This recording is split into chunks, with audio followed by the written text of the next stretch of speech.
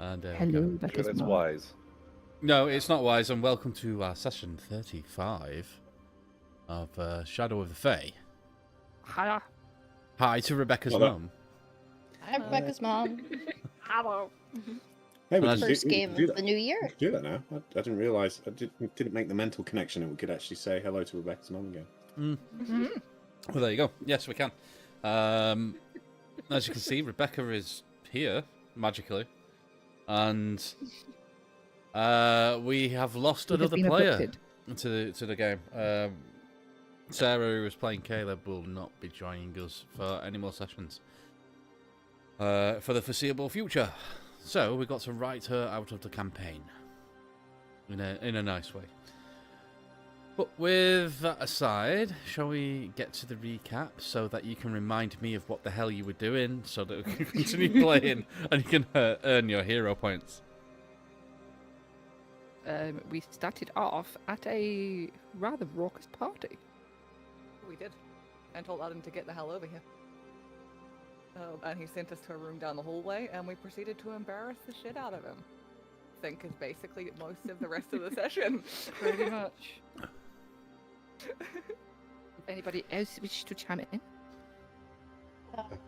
Let's see here. Got my notes. Solaris, Caleb, stone from the Feywild. There was a stone from the Feywild. I don't remember the context of that, but that's fine. Done. Moon control draws divine energy from goddesses of the moon, carved from a larger piece from Meriden.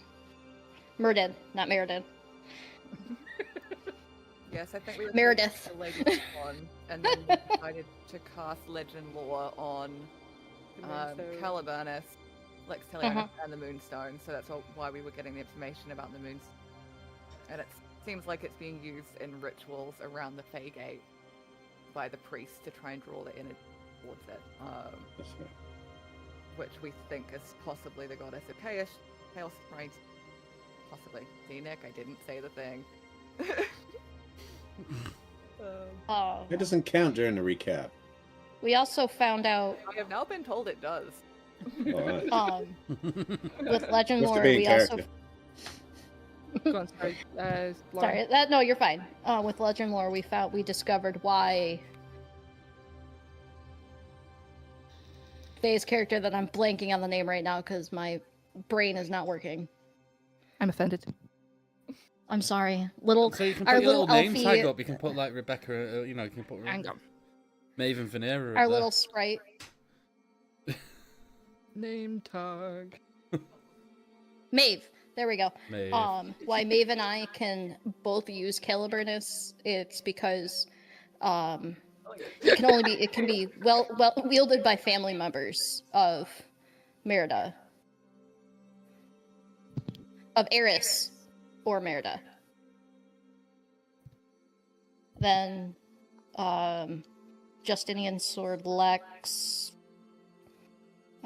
He's from Infernal Bell, tempered by divine flame. Into it. Yeah, he's actually imbued with some of the flame, the one that Look backwards, but it's not. Ithas gave to free creatures of the world. Oh yeah, I got my name tag up.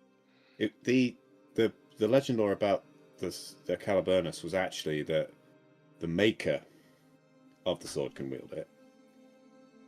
And Merdin was the maker of the sword, and Faye's character Hey, the can maker. What are you on about? hold the sword. So what's that all about? I don't know. Yeah, with anyone from that family and anyone involved in making. Yeah. I was trying to write as quickly as I could, and it just wasn't working. I'm surprised I can read my notes right now. So there's that. Don't worry about it. I mean, that's No, don't why worry about it.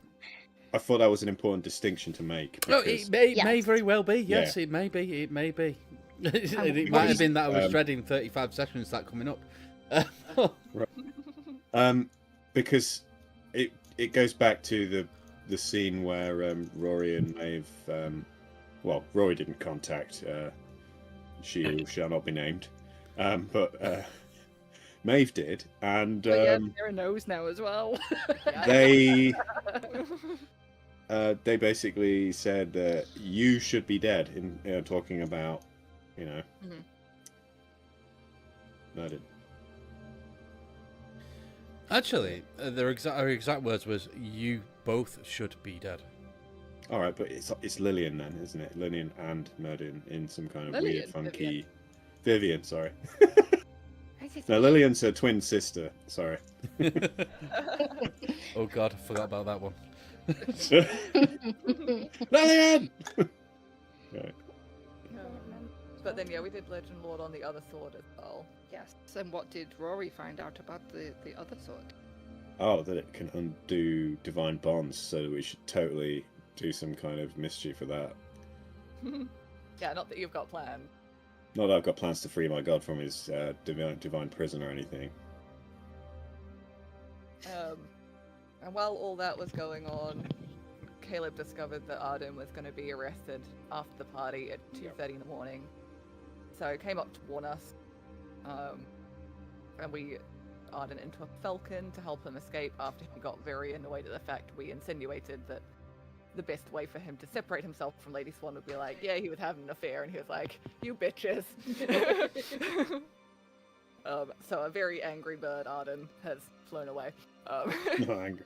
Angry bird. It's the origin of Angry Birds. And we escaped in a Bentley carriage. Yes, you did. Yeah. Kid.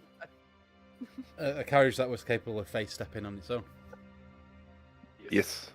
Yeah, which is pretty cool. I want more. And we were finding a lot of stuff about, like, different people we were coming across not necessarily agreeing with what was going on in Avalon, but a lot of people choosing to go along with it just Because it was for their own easier. advancements or because it was easier or whatever. Okay. Is that everything? You think? We did find out about some of the other people in the courts, shall we say. We know that Lady Solara is the Spy Master, Lord Keelan is the Shadow Guard, Lady Velis is the High Druid, and Archmage Falanel. Falanel is the High Wizard of the court of Avalon, basically. So those are things to keep in mind. And obviously, my little friend Darwin is still... Doric, that's the one. Doric is still in the jail. And, yeah, I want to get him out. I think we ended on a long rest back at the Maiden Horn where the innkeeper was like, wink wink, nudge nudge, you totally didn't go anywhere. Oh, and we've got one of those crystals that Rory was really into. The Code of Sound shield. Silence. Maeve got a sound shield. Yeah, that's about it. So, Oh, yeah. well done. Because she was just like, oh, take it, it's worth nothing. I've got Yeah. loads of money. And we're like, show off. Yeah, but it was like, can we have one, please? Oh, and we also broke those ivory candlesticks that she really, really loved and definitely didn't want us to break.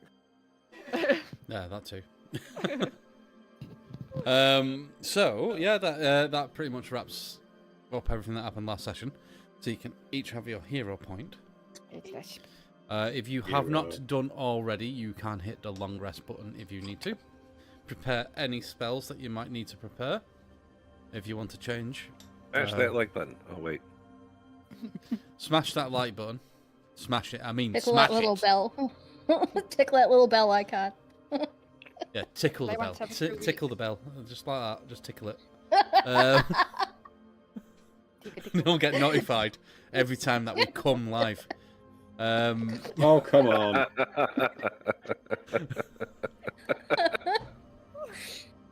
Terrible. Anyone would think you were a dad.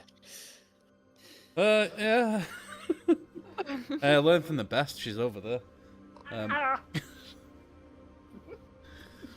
So yeah, take your time to prepare any spells that you might want to prepare. If you're happy with what you've got, you're happy with it. But so you're back at the inn. The Maiden and the Unicorn. You've just finished a long rest, and we are now on the 18th day of Ancestors. which is the date of Alexander. So you're actually in the weekend right now, the first day of the weekend. You all awake in the morning. You go down to get your breakfast. As you enter sort of the tavern area and order your meals, the bartender shouts to you. It's like, "Excuse me, I have a letter left for you at the early hours of this morning." And she's not really calling to anyone, just the group in general. I'll take it. Oh, there you go. And she hands you a note. I got a note.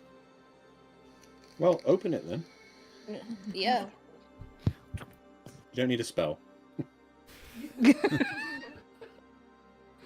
So the note is basically from Caleb.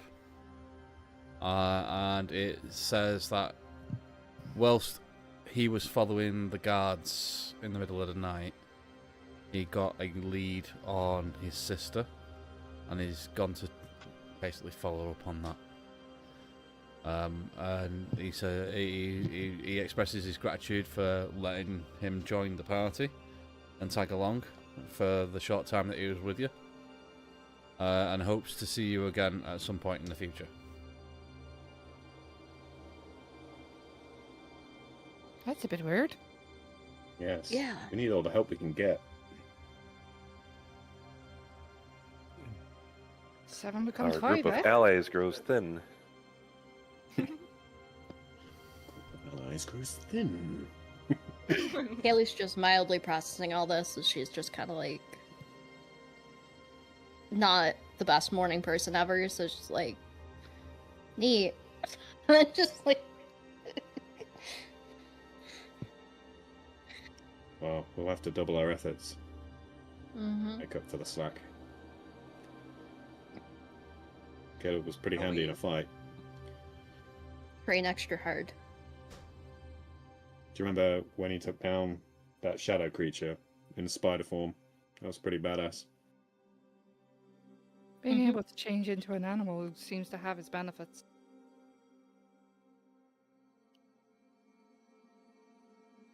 Can either of you two do that? Nope. Who, me? I would be no, I'd be looking at Maven Vanera. Oh no. Oh, not that kind of magic. Not a big fan of Well, actually, I've got my polymorph spell now. Oh, yeah. I can The turn duck. anything into an animal if I have to. Yeah, like Didn't you a turn the horse into a duck? I did. Again. Little duckling.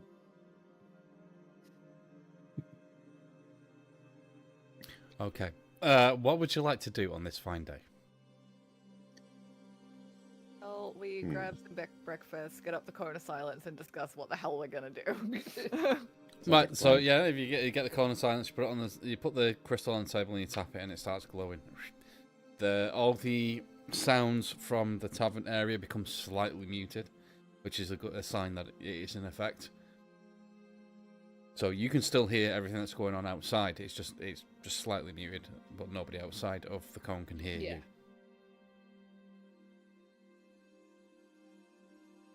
We're in a bit of a shit show, aren't we? Yeah, Yeah. we're in a hard... There's enemies everywhere here. We don't know who Well, at might be one. least the moon's out of now. What are we gonna do about the art? Honestly, I'm at a bit of a loss of what to do next. I want to help my friend. I just don't know how to do it without causing a big ruckus.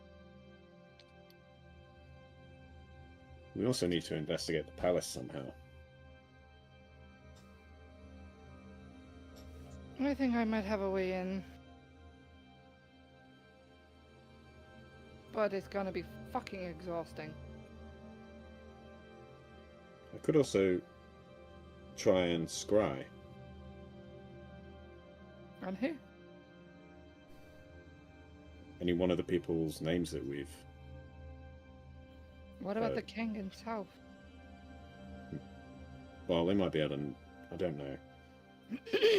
I don't want to target someone too high profile because they might be able to notice it.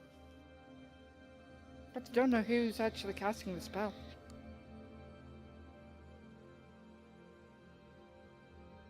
Good point. They may This was see the the human sensor, court. but I'd be not able to get in. know who's doing it. Hmm.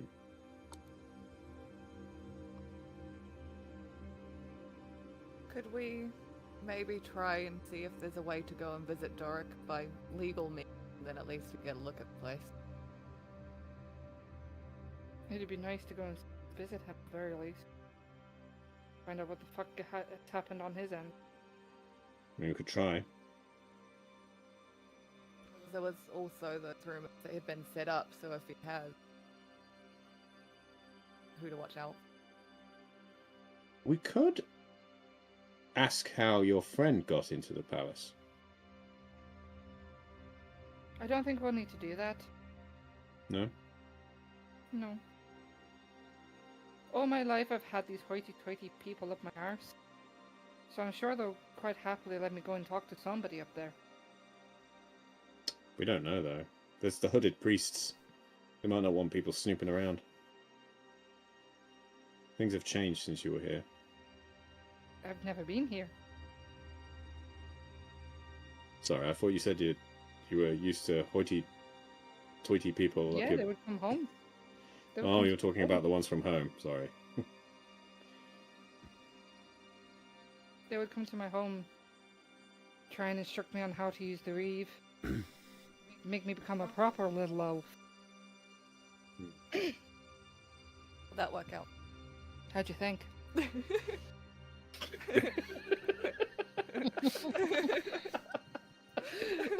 She's here now, isn't she?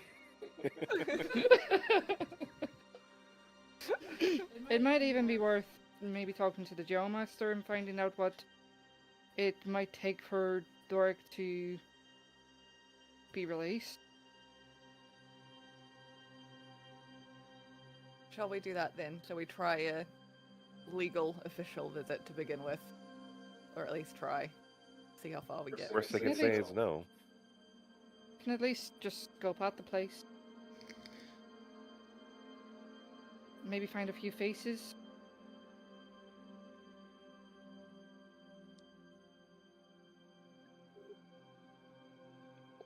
Oh, What? actually, I wonder if there's a member of my order in the court. I doubt it. There's not very many humans out here. No, but my order is known for being advisors to most of the courts around, so it is entirely possible one of them is in there. Maybe that can go on a list of questions for things to ask while we're out and about. I could speak with them, and if there is a member of my order here, then I could speak with them and get some information that would be difficult to acquire otherwise. Shall we head to the jailhouse then and find out whether or not there is one of your guys around Well, here? he wouldn't be in the jail. He would be inside the palace grounds. They would be inside the palace grounds. Yeah, but the jailer might actually know whether or not there is somebody here. This is true. Yeah, I wonder. I don't know if the prison is open for visitors, but we could always try. I'm going down either way. If I can find a picture or something, or a personal artifact that the king owns, it would make it easier for me to scry on him. We'll put that on the to-do list, I guess. Excuse me, do you have a signed portrait of the king? I wish to bask in his gloriousness. Right, okay, so what's the plan? I've heard scrying, I've heard going visiting the jail, I've heard trying to use some sort of Justinian's politics to get into see the king or the court? As far as I understand it, the plan is ask around to find out where the jail is and go there, try and visit him, visit Doric officially. While we're there, / asking around if we can find out whether one of Order is around. Then possibly go over to the place afterward and go knocking on the door going, hello. I wish to speak to the king. Yeah, we need a lock of his hair, please. Thank you. Yeah, and then like much later on, you scry on him. Oh, I'm being scried on. I wonder who that is. Well, we'll just find his comb then in his bedroom and take some hairs out of it. Make a voodoo doll out of him. Totally easy to get that. Dara could do that. Right, okay, well, do whatever you want to do. Go on. I was going to say, shall we ask the innkeeper first whether he knows the direction we should head for the prison? Good idea. Be the easiest approach. Do you want me to ask? Yeah, whoever it was that paid him last night, maybe. Who was it that paid him off? I know Justinian at least did. I don't know. I gave him a coin. Right, yeah, Rory, you go ahead. Excuse me. Shush it. Hi, This is Barkeep. BRB. I don't believe I know your name. I knew you was going to do that, you absolute fuck. Wow, this barkeep's not a morning person, huh? Wow, I was just being polite. No, Hey, he was up most of the night. see, this is my autistic superpower of making people angry at me by doing nothing. We're not angry at you. Shut up. No, I'm talking about the barkeep. Okay. No, so yeah. Can't remember what accent. It was kind of it was a common sort of like "hey up duck" type accent, wasn't Oh, no. it? So Not that. he says, "Galad is my name. You must be Mr. Reverend Nitborn, I believe." No, please, it's just Rory. Now, what can I do for thee this morning? I was wondering. We are curious about the royal history here, and we were wondering, do you know if the castle grounds or anything are open to the public at all? Well, they used to be, aye. But of late, they kind of you can still get into the gardens, but there's bits of it that they don't let you go near. Like there used to be like a pilgrimage at fair gates, you know, a yearly pilgrimage, and now it's kind of cordoned off with all this spooky, glowy nonsense. They're not letting people close to it, so part of the gardens are cordoned off, and there is actually a tour of the palace, which takes you around the public areas, you know, like the art galleries and things that you can go on. It's well, it used to be quite an attraction, but again, of late, I believe the tour's still running, but there's not many foreigners in Avalon. I don't know if you've noticed recently. Yeah. Is there a reason for that? Well, it's all this sedition nonsense, I think. And there was what was it, about a month or so ago, the ambassador from Bridge City, he left in a god-awful hurry. And there was somebody was saying like they saw him like in tears running out of palace over something. I don't understand what it was about, but he's not been back since. So, and since then there's been like a marked drop off of foreign visitors.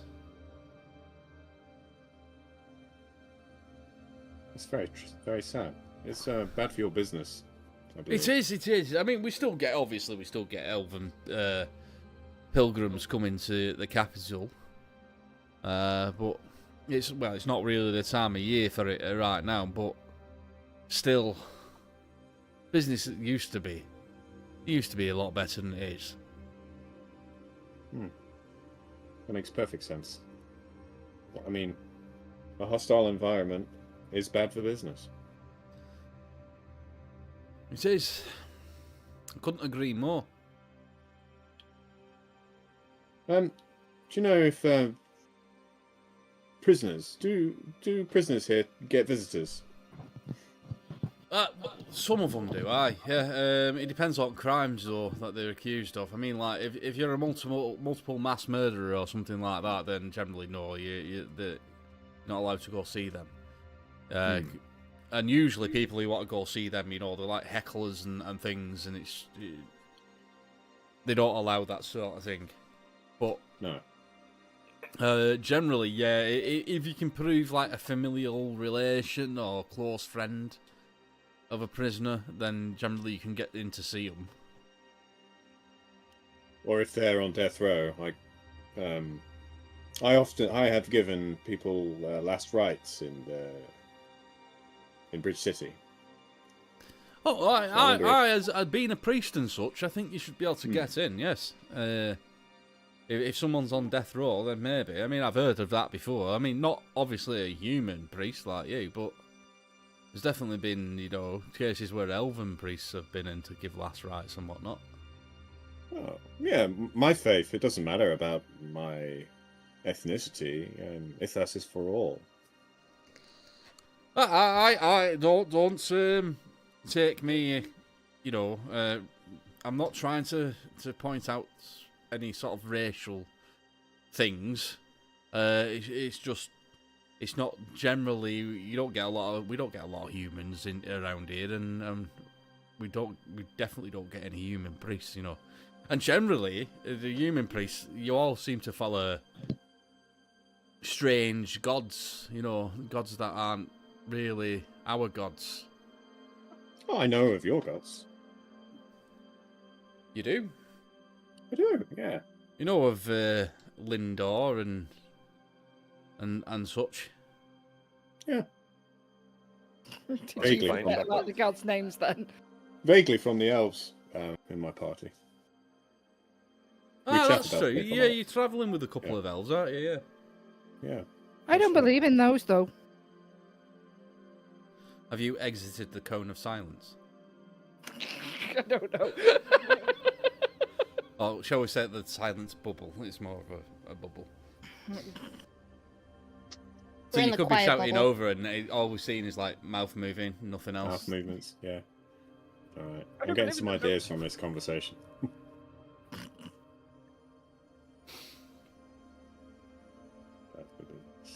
I'm just making some notes and then I'll That's be fine.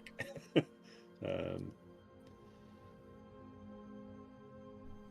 Yeah, depending on the crime. I think sedition's probably a crime that you don't get visitors for. Because if I were Brebery. a state that was doing that to its citizens, I wouldn't allow visitors. Did say friends, family, or priests though. Yeah. We're going down a priest, so we can at least give it a shot. Yeah, we can try the family route, or we could just try the last rites route because he is on death row. Well, he's not actually been tried or convicted yet. All right, His trial's in 10 days. He's been held on charges of. right. Counselling. I could give him counselling. You're a lawyer too? I can't be a lawyer. That'd be hilarious. That'd be well. I pretend to be a lawyer. I'm be a waiting. lawyer. I'm waiting for the Maeve being a lawyer thing and like dressing up in some sort of weird like costume and holding lots of paper. It's like, Yeah. Thing is, I wonder. Her spellbook's made of leaves rather than paper, so it would be a stack of leaves.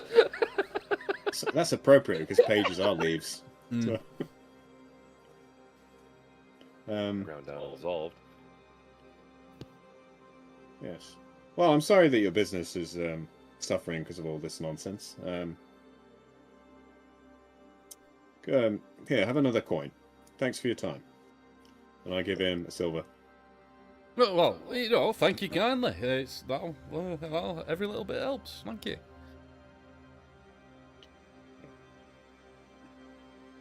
I come back to the table. Did you ask him where Apparently- the jail was? Well, no. Well, we could find out. Sorry, you had one job. I know. Did everything except for the main task. I did everything, but maybe you could ask him. But I did find out other information.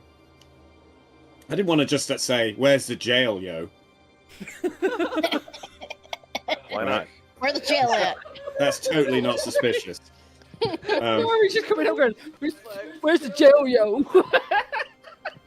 Yeah, just straight to the point. Where's the jail? And he's like, "Why do you want to know that?" I'm gonna break my Omi out. You know, it's... He's gonna like, break- he's like gonna being, break he's my like being Omi out. Batman, and instead of screaming, "Where's the trigger?" he screams, "Where's the jail?" I'm gonna break him out of jail. Yeah, I'll be a Scouse lawyer. Be like, I'm gonna get. I need to come in and see my client. Oh, that's excellent because he's a Scouser. Actually, yeah. Is he? Yeah. I'd forgotten about that. He started off as like West Country and then went Scouse. Yeah, I was trying to do him as like a West Country, and I was halfway through like doing little speech. He turned into a Scouser, so I was like, "Well, fuck it, he's a Scouser now."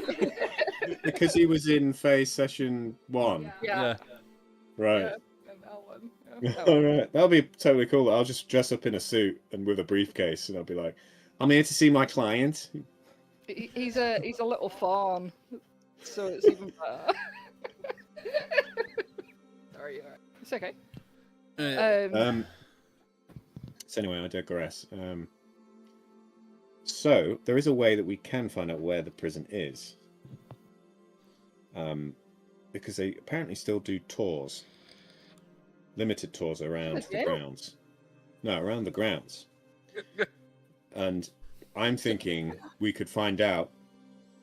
We might even be able to have a map of the castle grounds as part of the tour, and we can find out where the jail is from this, rather than just going, "Where's the jail?" Totally not suspicious. Group of people. I mean, if we ask the barkeep, who we've just been asking whether we're allowed to visit prisoners, he won't. I mean, I'm sure he's already connected that particular dot. Well, yeah, I could. I said that I could minister to prisoners, either last rites or counselling or something like that. They don't get many human priests, so I don't know. I'm not sure if that would work or not, but we can try. And then I could just go back and ask him. I think I might deliver the services. Where is the prison located? Shall I go back then? Actually, how about we make it less awkward and we order food? I thought we already ate. Yeah, I thought we were doing this over breakfast. Did we? yeah. Yeah. Oh, we could get more food. Why not? Yeah. I'm Let's- already full. Let's get some sandwiches to take on our lunchtime trip to the prison. Good idea. Second breakfast. I go back to the bar, and I say, "Gallard, my good man, elf. Gallard, my good elf." Yeah, okay, you're right, Rory. You've only just left. You forget something.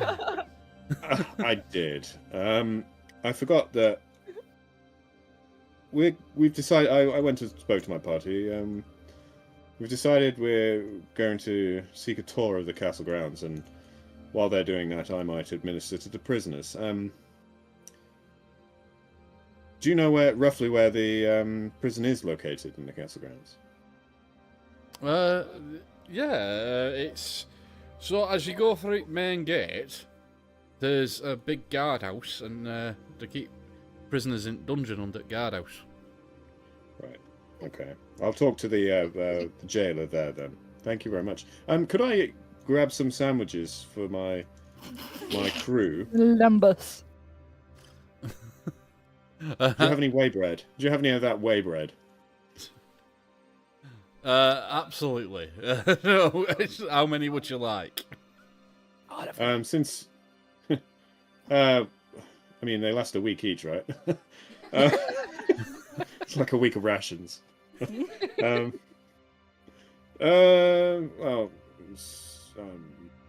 got one down, so 5. 5 loaves of whey bread. All right. And Yes, please. he comes back, puts some on the counter, and he goes, "That'll be 5 silver, please." There you go. I give him another silver tip, so I'll give him 6. Excellent. You've now got Whey bread. you've got 5 loaves of whey bread because you didn't actually ask for like a piece or whatever. Yep. So technically, you've got 5 weeks of rations each. All right. I'll add that to the party loot. Yeah, Yay, we have better off. sandwiches. Yeah, more than just fucking sandwiches. Just ordered bread. It was like, Wait, it's a Now complete I'll take meal. lunch for the next week. yes, it's like It's a it's, complete. I mean, Yeah. you can do a lot Means with if we bread. take an animal, then we can make sandwiches forever. Yeah, Well, you have you an can have animal, all the don't you? sandwiches. You are not eating his horse. Yeah, it's like that proverb: give a man a kitchen, an oven, and loads of ingredients, and he can make bread for a lifetime. We're only eating the horse if we're trying to get out of Russia. What? in winter. In winter. Right. Okay. So you've got some whey bread and you know where the prison is. What would you like to do? And I've got the 30 days of rations in my bag of holding as well. Let's hope the stuff doesn't go off. Well, that's No, it why never it's does. dried. It's dried. Yeah. Right, I suppose we head over towards the castle. Right. Okay. So you basically you are in this tree right now. And you head over to the castle. You get to this is the main gate. You can see the guardhouse literally on the other side. It's quite a big structure. You can see that the gates are open. There are guards on the gate. There are a few people that you can see on beyond the gates that are definitely civilians that aren't part of the palace staff or things, and they seem to be looking around. As you approach the two guards on either side, say, Can I, sorry, interject very, Yeah, very go on. quickly? Sorry, Nick. Just like before we get to the guardhouse, if we're potentially looking to be just visitors or tourists, do we want to like hide some of the weaponry? Maybe look less martial? yeah, that's the point. Are you taking all your weapons and shit with you on this? Just put them in my bag of holding. I can't even remember what It'd fucking be weapon. fairly normal for an elf to be carrying a longbow around, right? Or no? You haven't seen people walking around the town like basically armed. It's not a common thing to be walking around the capital city armed. But you do see 1 or 2 people carrying weapons. I shall keep my elven sword at my hip or wherever I have been having it. Because I was given it by the people at Rara Laura. I think I'm just I would gonna, like, before leaving the inn, I think I'll change into, I'll try and make my armor look a bit less obvious anyway, and I'll think my quiver should be able to fit my bow, and the rest of it can go in the bag of holding, but yeah, I don't want to be obviously armed. Right, okay. What was Justinian going to do? Sorry. He isn't going to take off his armor, but he's going to don like the drapery that goes over it. You know, the cloth. You know, the finery. Yeah. Mixed Tabard. Yeah. So he can stay in his armor, but it looks like he's not like there to fight. It's more like a finery. Mhm. Whatever counts as finery for somebody in armor. Said he's not there to offend or anything. But he's going to put his sword in Rory's bag of holding because there is a chance that somebody might recognize the sword. Which sword? Or wait, Are we sure we want to put that sword in the bag of holding? I was I was just thinking the because same thing. it's. We'll put my regular long sword in your bag of holding, not the magical one. Okay. Why didn't you Because we can't ask the sword whether or not it can look like something else? That's an idea. So he takes hold of a sword and he looks at it. He goes, "Are you able to change yourself to make yourself look like a regular longsword?" You get a distinct sort of feeling come across you, like of almost disgust, before a reply comes and goes, "Why would I want to make myself look anything other than fabulous?" Because we don't want you to be recognized when we go into the palace grounds. Well, unfortunately, no, I do not have the ability to change shape or form. I mean, he's still in the shiny cardboard scabbard, isn't he? Yes, but the guard and the handle could be recognized. I mean, wrap You're not changing this thing into a duck also. No, I would. Enough.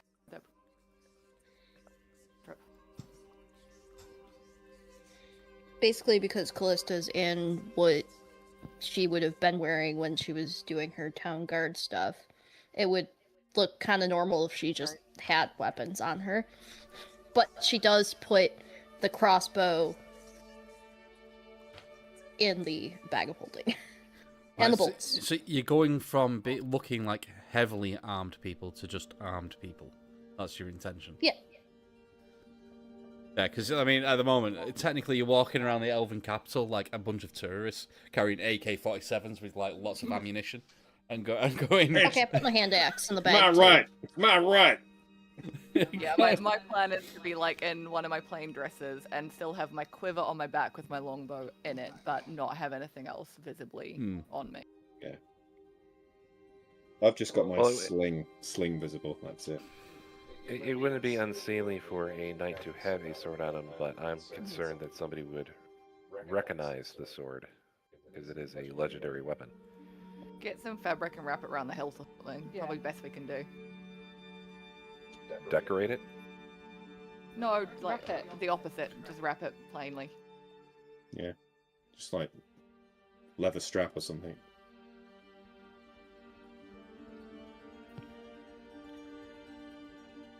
You could do that. Try I mean, that. the sword actually says to you, though,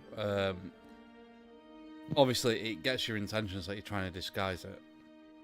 And it says, "Why do you want to change my appearance?" Because I'm afraid with the goings on in this place that somebody might recognize a weapon of your design. Well, you are my first wielder. I was Really? crafted for you. I have been waiting 1,000 years.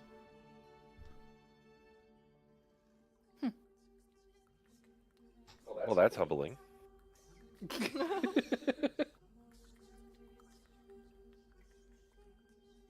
I see.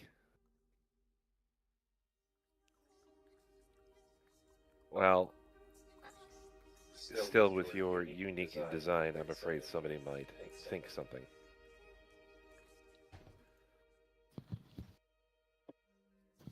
Let alone the energy that you exude. Do you not own a cloak, good sir? Of course I do. Then conceal me beneath your cloak if you're so concerned.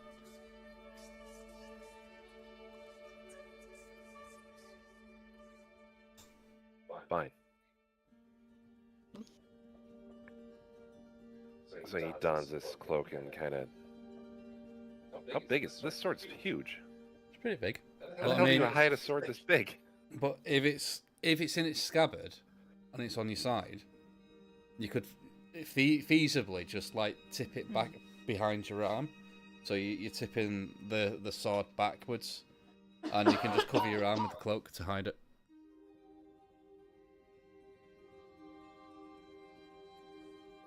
And if I they do also catch put my sight of hand anything, axe in the bag holding. and if they do catch sight of it, they're going to catch sight of this really cheppy scabbard, and people are going to go, "There's no there's no way there's a good sword in that scabbard." I mean, come on, it's made of cardboard. For fuck's sake. You need to get him a better home. No, he likes the scabbard. Oh, jeez. Yeah, 'cause it looks nice. It's all sparkly and says Silver Swan on it. It's like, you got the rhinestone edition. It's like, Bling bling. All right, we'll go with that. Right, if we're suitably unarmored, shall we head off then?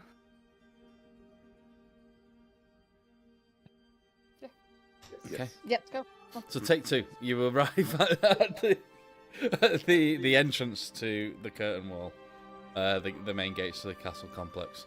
There's two guards as you approach. One of them steps forward and bars the way with his halberd and says, "Approach and state your intentions."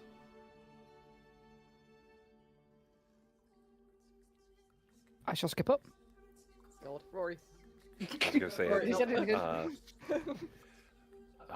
Justinian pushes me forward subtly. Young I girl. want to see my friend before his trial. You want to see your friend before his trial? Yes, And your friend is? Doric. Oh, the wee satyr. Yes, he's a very close friend of mine that I want to go and see before he winds up getting killed by you guys. I'm not an executioner. Either way, Maeve, can I have Maeve, Mr. Lee? I understand your That'll win the frustration, battle axe. but let's try and be polite to this gentleman. I am being polite. But you just accused him of being a murderer. I said you people. I didn't say you specifically. But, you know, people think that they're included in you when you say you in that way. You people. What do you mean by it when you call it? What's that supposed to mean, you people? So he says, so your visit to the castle is regarding this prisoner. At least for me, I think everybody else wants to have a tour. Right, okay, I can. You can go to the guardhouse and see the guard captain, and see if he will grant your request. The rest of you, if you want a tour, go through the gates to the right and queue up, where you will find a tour guide. Tours cost 5 copper pieces each. And he steps back and sort of like shoulders his halberd to let you through. Maeve, would you like me to come with you? You can do. Just want to go and see my friend. I want to find out how I can help him. Shall we try and see if they'll let us all go and see him, and if not, we can split off? Because I'd like a side to decide how.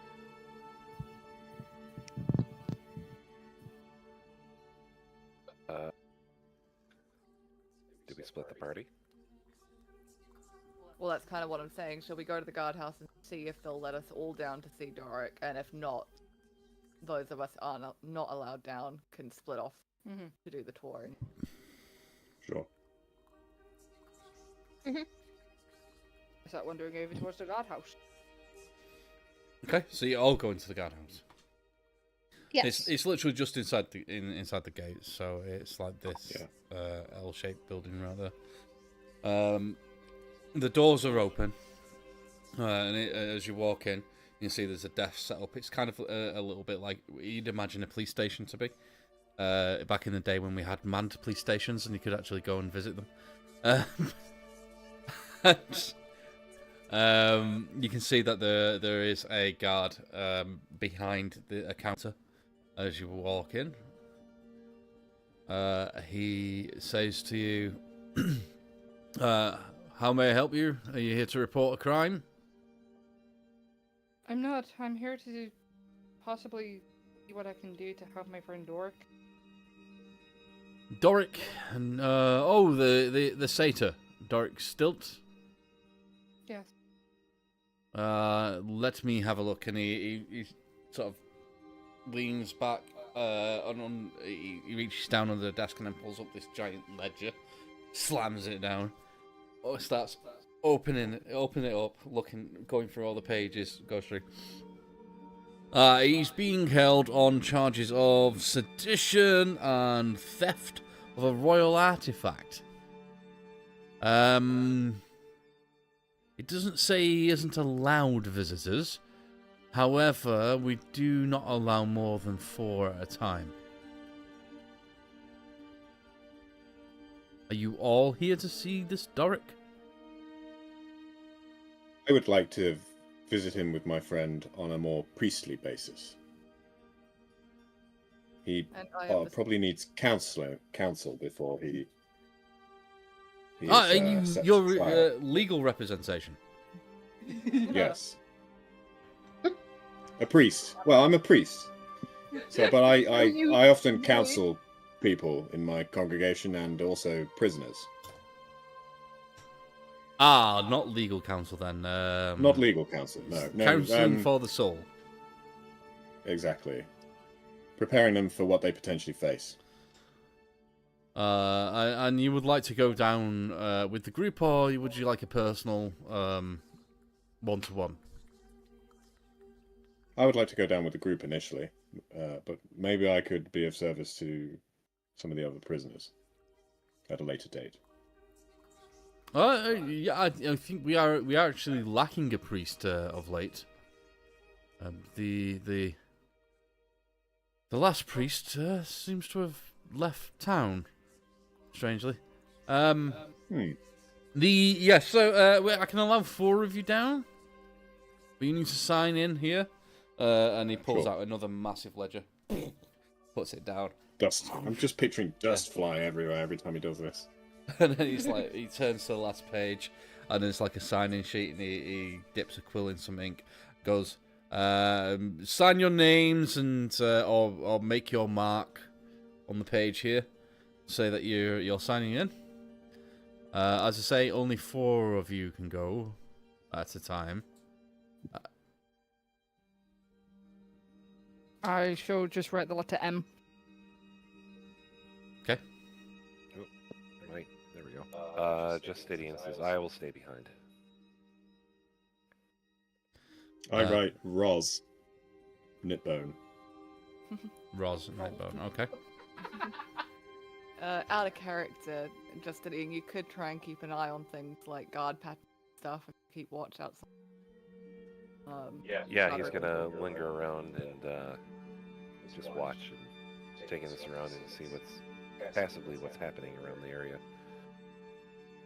I'll sign Vitress ledger. Okay.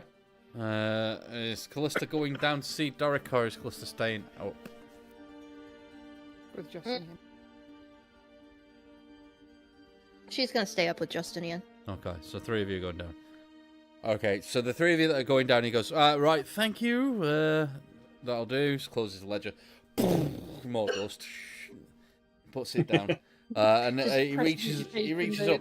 Y'all need to dust this place. He Yeah, pulls, that's what I was doing. he pulls like a cardboard box out, puts it on the counter, opens it. And you can see that inside there are some metal bracelets. And he goes, right, each of you need to put one of these on. What do these do? Well, due to this being a prison, we don't take chances. So these suppress all your magical abilities whilst you're down there, if you possess such things. so that there can't be any surreptitious spells or things that could be. Let's just say it's a security measure.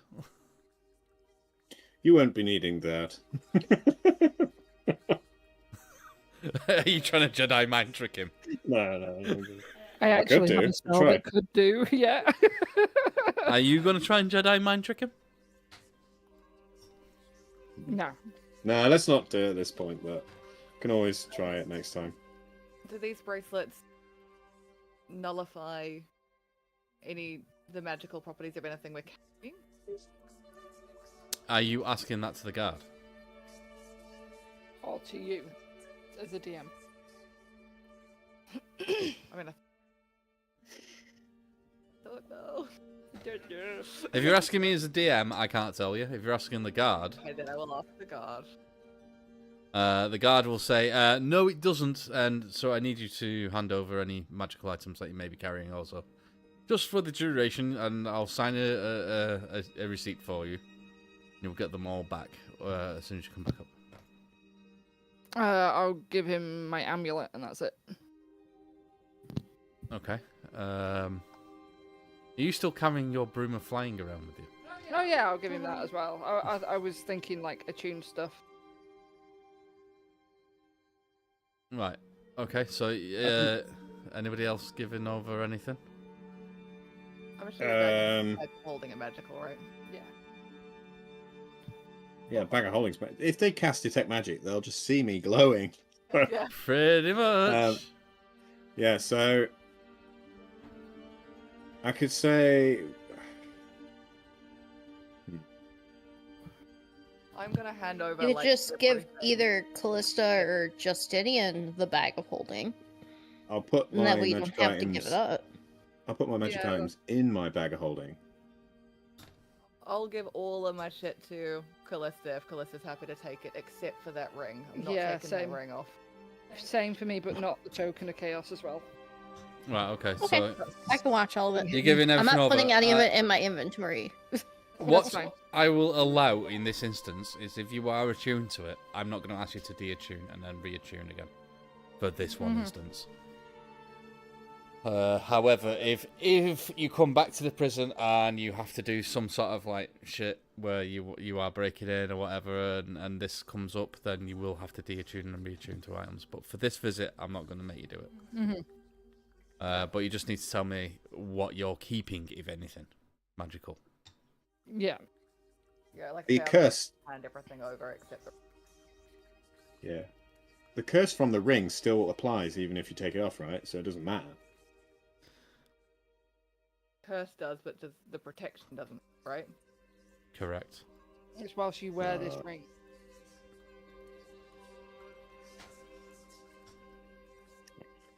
We'll have to risk it. Mhm.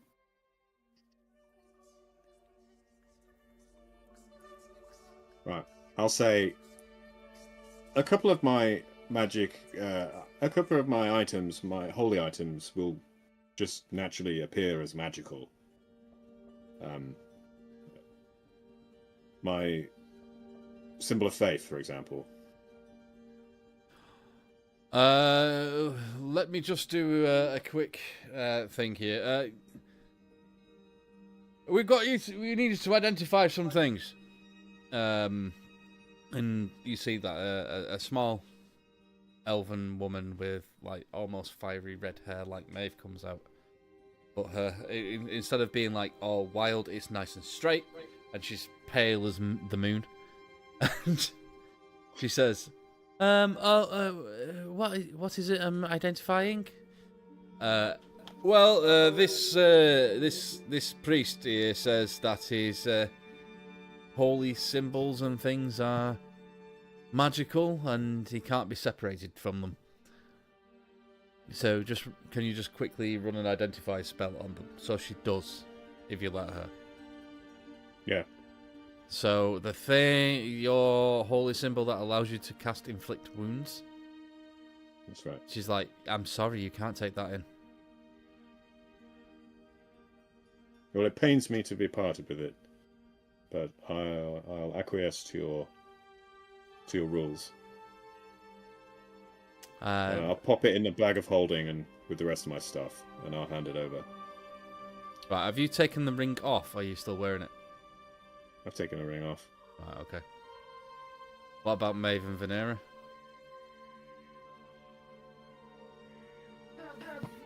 Can they see or have they noticed that we're still wearing stuff of They've magical? probably got a gate that will go beep beep beep. They didn't, but they do now. Oh, thanks. Rory, don't know it. I was trying to deceive them so they didn't see nothing. No, they actually always did have a magical detection thing there, so if you were carrying it, you weren't getting in.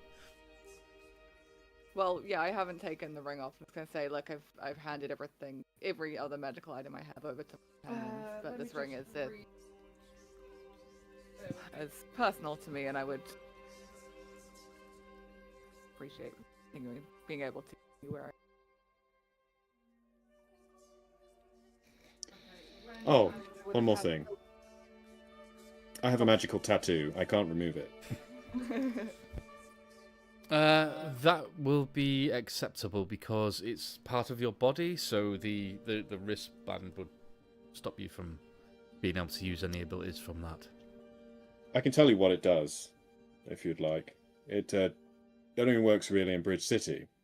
It's from the Order of the Bridge. And I show them it. It actually works in any city. Does it? Mm-hmm. Yeah. Well, they don't know that. No. Yeah, do it in any. But like he said, it's absolutely fine. Like the wristband will stop you from using your tattoo with it being part of your body.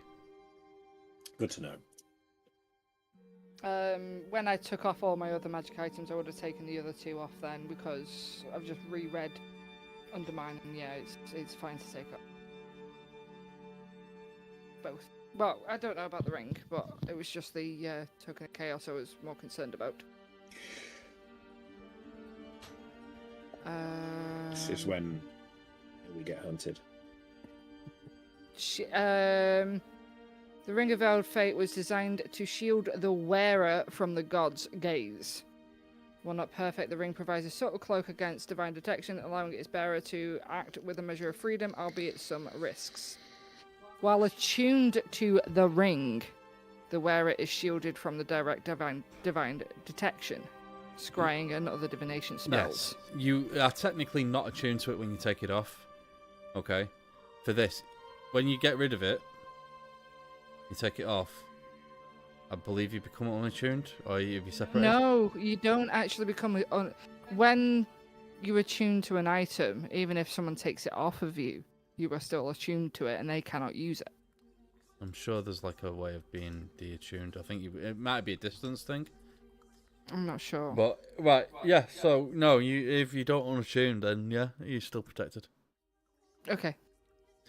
But I will rule that there will be a distance rule on that. So if you do want to tune from the ring and leave it in, like the tavern, for example, you came here, then it would automatically unattune from you. Yeah. Right. If they'll let me keep the ring, I'll keep it on. Then we'll see how that goes. Right. So you're keeping the ring on. Maeve and Rory have took it off. Yeah. Right, okay. So, he shows you, basically, to a doorway with some stairs that lead down. As you get to the doorway, there is an audible as Venera tries to pass through. I did try to talk to them about it. I said to them it was personal, am I allowed to keep it? So I was trying Oh, to... right, okay, Yeah. sorry, I misunderstood. So, the elf with the red hair, she will do an identify on the ring to see what it is. And it's not a powerful enough spell to get all of the information for that particular ring. She looks at it and goes, "This is a little confusing, but I'm not seeing anything that's particularly dangerous.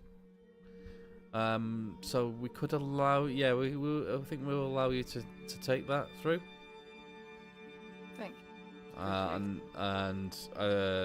You go through the door and it doesn't go off. because there's an exception added for that particular thing. You head downstairs. I'm going to very quickly, as you go down, Justinian and Callista are staying up. Justinian, the tabard that you're wearing, does it have the symbol of your order on it? Yes.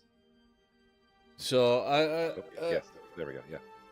as the rest of the party go down to the dungeon, basically,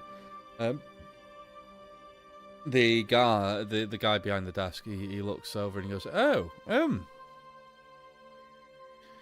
member of the Keepers, are you? You here to replace the last one?"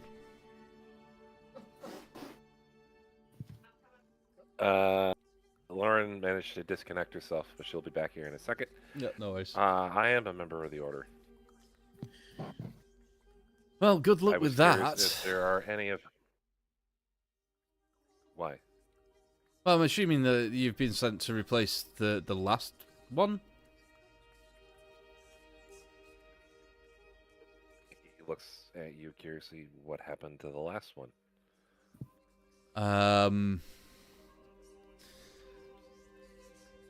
They disappeared in the night. About... must be 2 years since.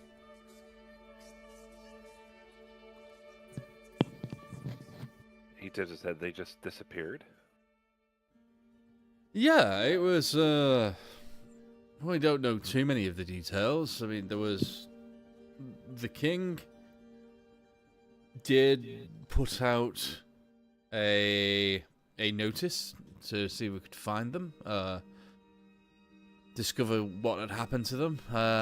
Nobody saw... There were no witnesses to see them leave the castle or even Avalon itself. Quite mysterious, actually.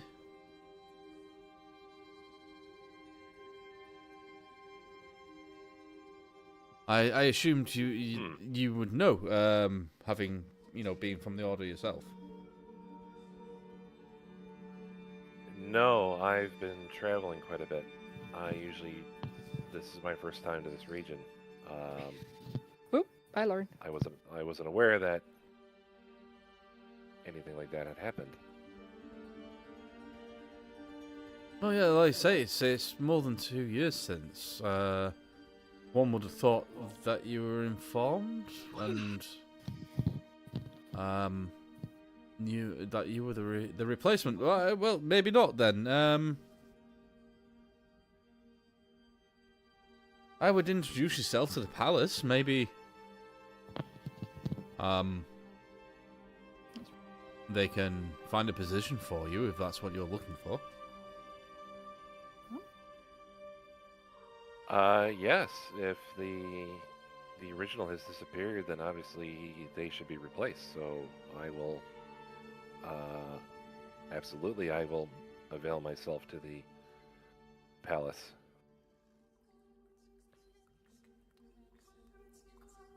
Yeah, just go and report to the palace and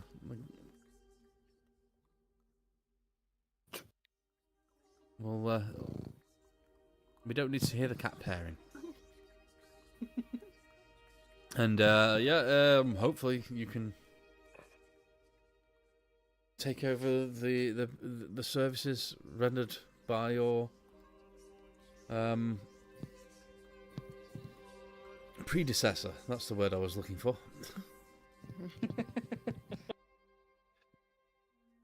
Yes, definitely. I will inform my order of the need for the replacement, and I will take it.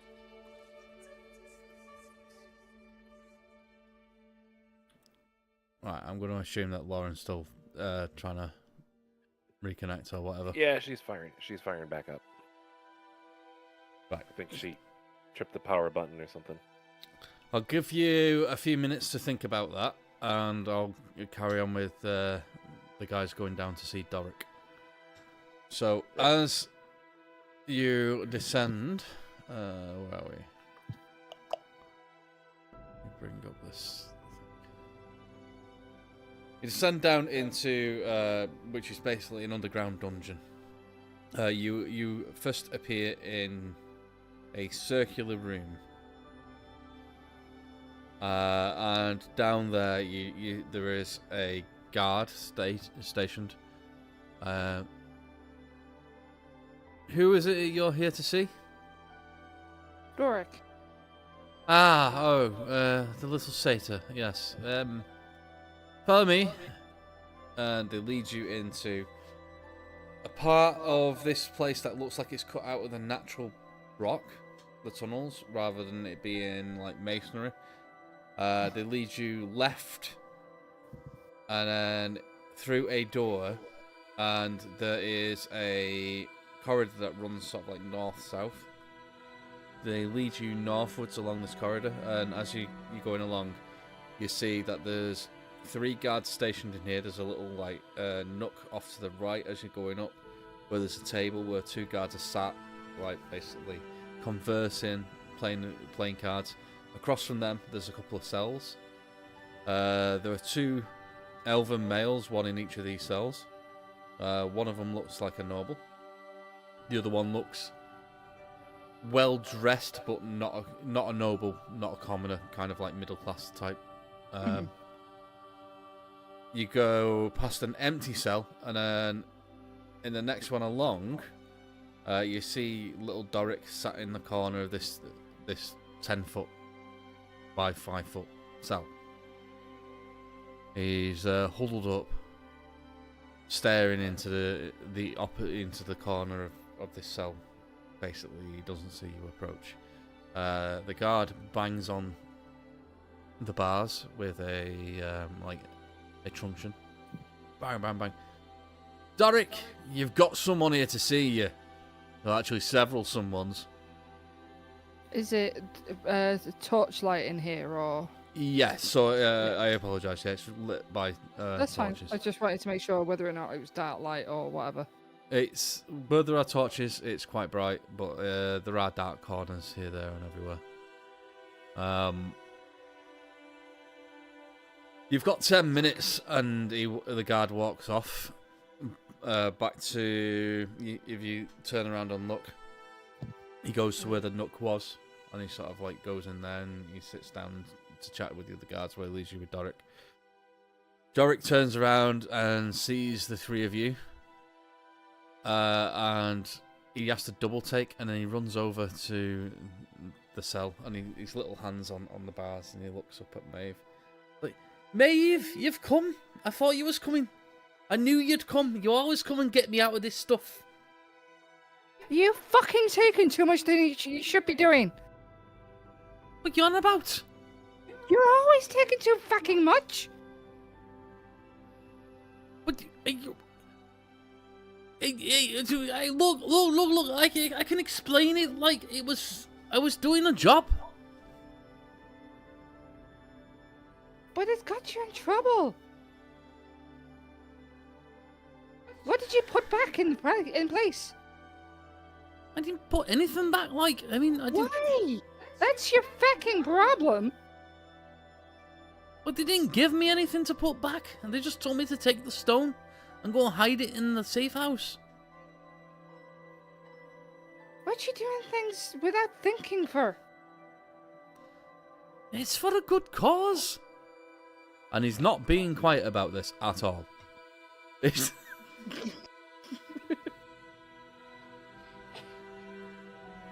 What have they said to you? What have you said? The guards. They said they're going to have a trial. That trial will not end well. Well, they got to prove I'm guilty, right? And they don't have... And you know... If they just, like, look at me and go, oh, well, that's a satyr, so he must be guilty, that's discrimination, isn't it? And they'll do that anyway.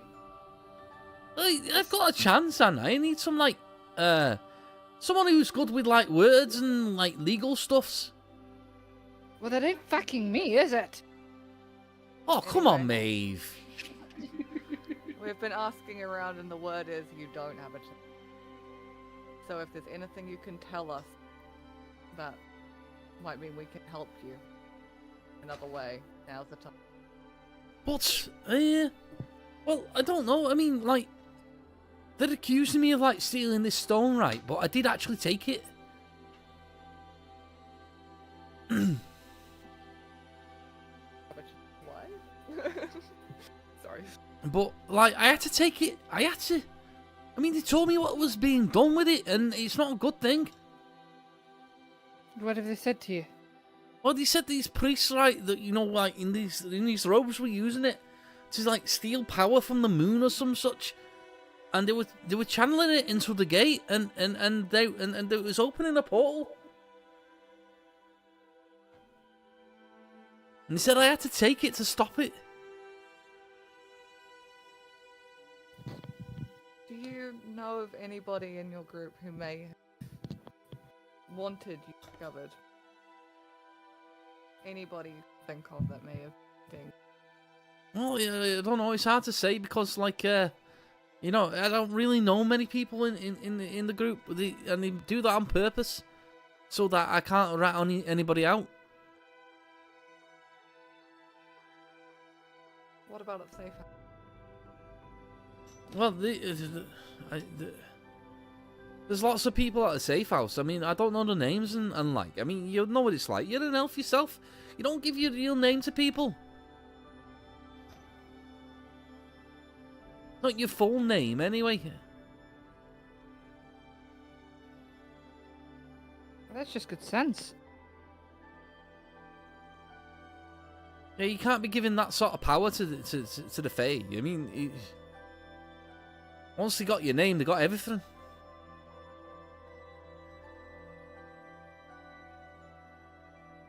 You don't think they actually took control of your head, do you? No, I remember everything clearly, like, and I agreed to it because the prince, he's such a nice guy, and I met him, and he said that his dad is being corrupted, and he needs to take power because he's gonna lead the world into, like, darkness if we don't stop him. So why is the prince not actually giving you a pardon right now? Because he can't. He's not the one with the power. That's the king, right?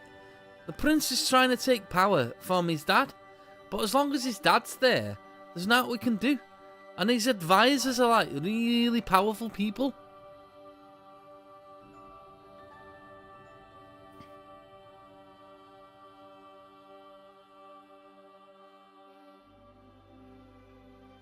Sorry, Rebecca's writing notes. That's fine. Scribble, scribble, scribble. Anyway, so, like, when you gonna get us out of here? I don't know if I can. I thought that's what you came for. You were gonna break me out. And what, have the armies of all of the elves of Avalon after us? No, but I know you. You're sneaky, like, and you can get me out of here without anybody knowing, surely. Yeah, and then what? Have you been hunted down for the rest of your life? You gotta think about these things, Doric. Rory, you muted. Oh, what? Your friend there, that human, he keeps moving his mouth, but nothing's coming out. It's really weird. It's because I got a magical voice in the bracelet stopping it. Wait, where are you from? I mean, you sound like, you know... He's a fucking bird. No. I'm from the deserts. God, for a minute there, I thought you was a satyr in disguise. He was waiting for the voiceover to catch up after he was speaking in his old language. I mean, your accent does sound like similar to where I'm from. It's just subtly different. That's kind of interesting, that is. Hmm. I've not met many humans, like, so I didn't know how you speak. And then when you was talking and nothing was coming out, I was like, is that normal for a human? But apparently not. Officially, viewers, Rory does have a Scouse accent, but I can't do it because seriously. if I do it, everyone else will just be He's too laughing all the powerful. time, so I don't. He's just too So- powerful. So I have to do a boring voice instead. Hi, cat. It's a ball of cat. But yeah, just imagine he's talking like this back at the at the satyr. Hey, are you starting? God, that hurts. Are you fighting? Don't. I'm sure we can find a way to prove your innocence, brother. Well, that'd be a trick, you know, because I'm not bloody innocent, and everybody knows it.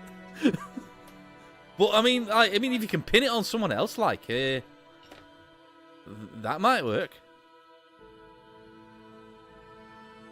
I'm kind of thinking that.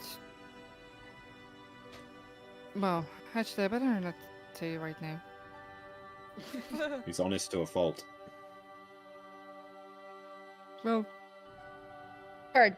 you kind of already know someone like that. I know someone like what?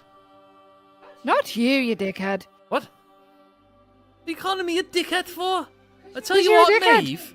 Next time them bloody pixies come and pull your bloody hair, don't expect me to freaking help you. You didn't last time. No, that's true. I laughed. Right. Exactly. You're a dickhead. All right, fair enough. You know, fair cop. Fair cop. He sounds a bit like Kuno from Disco Elysium.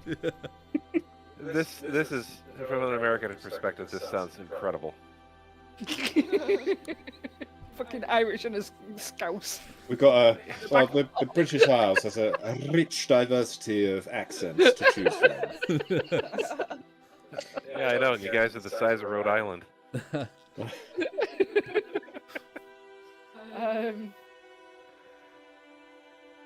Look, we need to try and get you out of here. But to be honest, I don't know if we can. So what are you gonna do? You gonna let me hang then? If them trials are not fair, they're gonna hang me.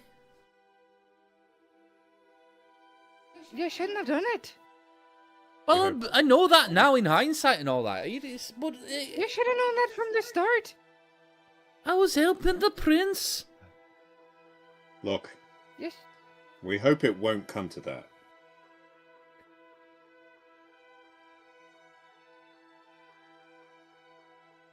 We'll do what we can, but what we can might not be. Well, I hope you can get us out as well. I mean, you do these executions like in a public manner too. Maybe you can like save me at last minute, turn me into like a crow or something, and I'll fly away. And my accent's going all over the place now.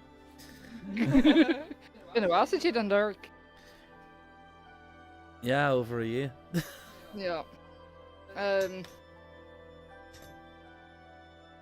can't even promise that. To be perfectly honest with you. You already know that elves are tricksy spellcasters at the end of the day. And I know the trickiest spellcaster around, and she stood right there, and she's called Maeve. May I ask how you actually got an audience? Oh. Oh, that's easy. If you go down to one of the taverns near the docks, right on what's today? They've been keeping me in here. It's dark all the time. I don't know what bleeding day it is. It's the 18th already. Bloody hell. So yeah, if you go down there on Day of Lucian, which is tomorrow, I think. He generally like holds court in one at taverns, and he gets riles his support and things.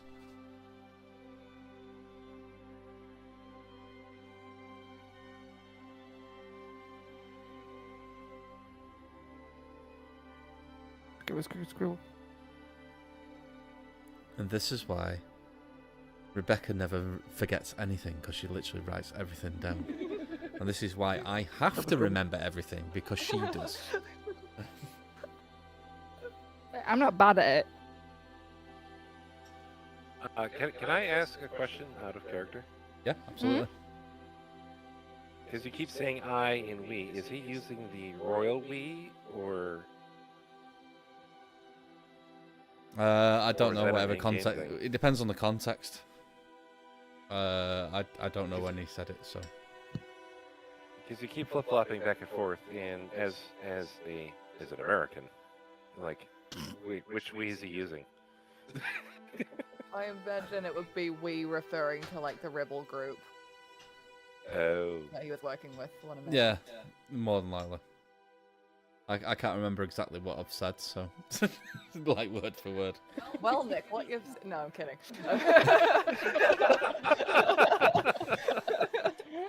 So anyway, I mean, your friend there, she was that one that came and took you away, isn't she? What was your name now? Venera, is that it? What? What? Yes. She's always writing stuff down. Is she my legal counsel then?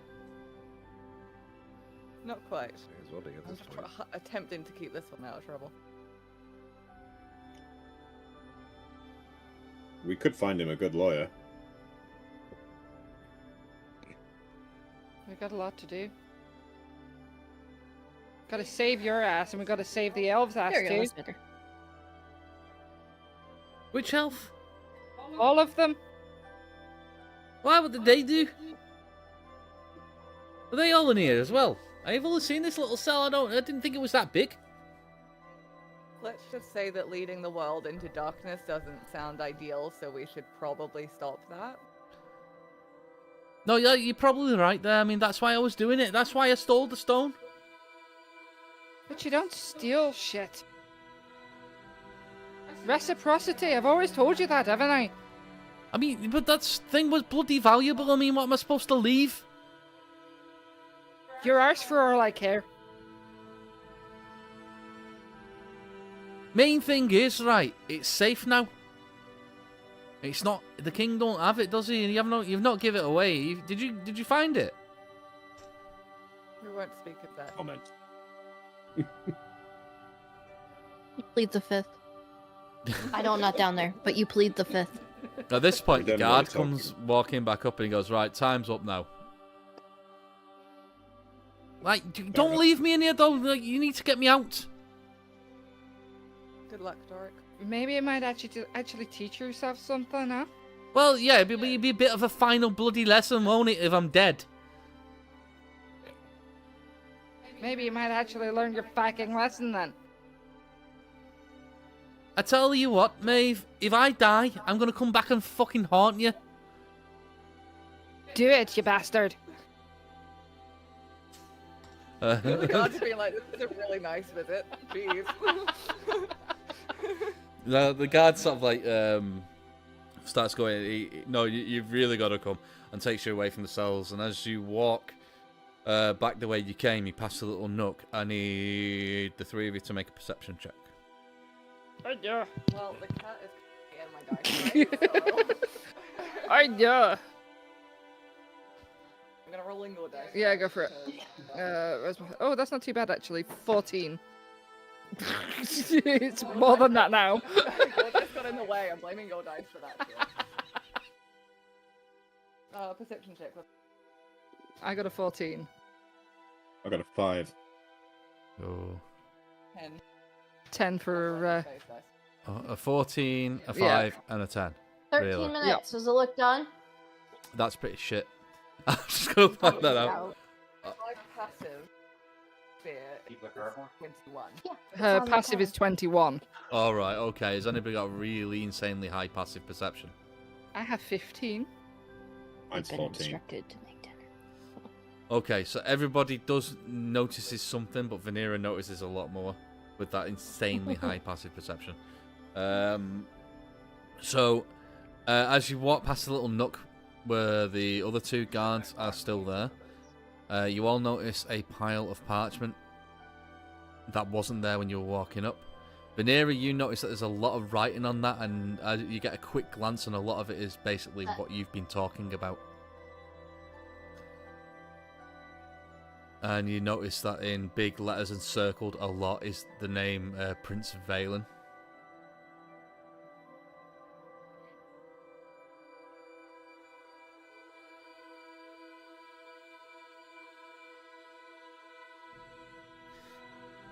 wasn't us that did it. It was the lippy.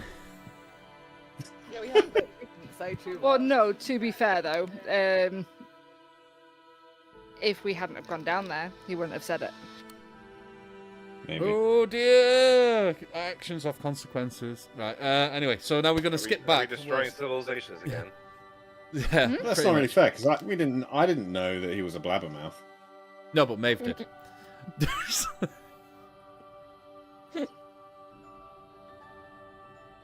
And no one told him to shut up. And I did say right at the start, he's talking very loudly. He's not being quiet about it.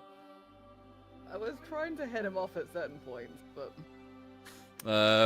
Right, so we're going to skip back while you guys are being led out of the dungeon complex. He shouted both your names. yeah, kind of. So, Callista and Justinian. Obviously, Justinian has received some information, whilst Callista was on a restart. So, basically, Justinian's found out that his order have been here, but just over 2 years ago, the member of his order that was assigned to the court of the king has gone missing under some sort of mysterious circumstances and was never tracked down. No one saw him leave the city. No one saw him leave the palace. He's just gone. There was kind of like an APV put out for him, but nobody found him. The guard assumed that Justinian was here to replace that person and has told him to go and go to the palace. So, what would Callista be doing with this? Are you going with Justinian, or are you still hanging on, waiting for the three to come back? Well, to be fair, I haven't even made a decision yet, so... It's true. I'm assuming Justinian and I would talk about this. Yeah, so we can do that And- now. So, yeah. We'll Okay. skip back to you. So, basically, no time has passed since you got that information, Justinian. So, it's like we're just cutting straight back to you. Just a very, very quick one. As we're going up past that room, can I drop Dara into a little quiet corner? We'll do that. That's fine. After, I just okay. wanted to put that out there. Yeah, that's fine. So are we picking this up as he's like coming back from the desk and he's...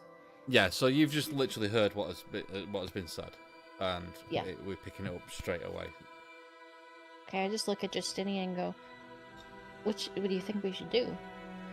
I mean, you now have a means to get in, but should I wait for the rest of our party?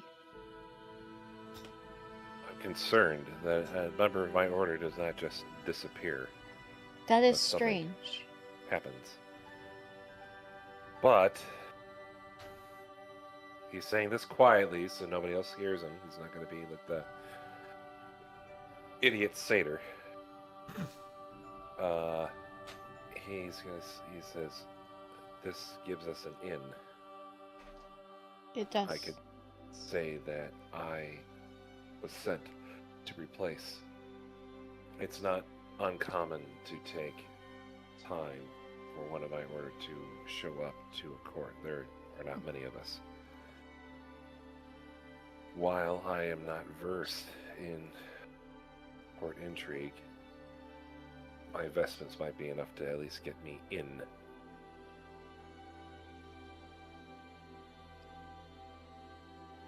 But the others should be clued in before I make this attempt. So do we wait? We'll wait for them, I believe, and I then give them divulge all the their shit details. back. Yeah, we have to hand back their stuff anyway, and figure out what's going on from there.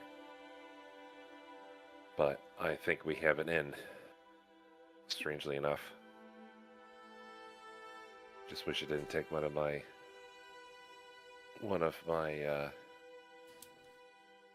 Brotherhood to disappear to do this. Because I'm flying blind. Or I'm going in blind. There is no flying. Should correct myself. I mean, obviously, I know absolutely nothing about being an emissary or what have you. Do these, when you're an emissary of somewhere, do you normally like have an office? Or like a place where you would have files? I would assume. This is new to me also. I was just a knight errant at the time. When we met up, I was just heading into the field. Okay. Let's wait for our we'll wait for our friends. Yes, I've only been at this a few years, so I'm in the dark as much as you. I'm glad I'm not the only one.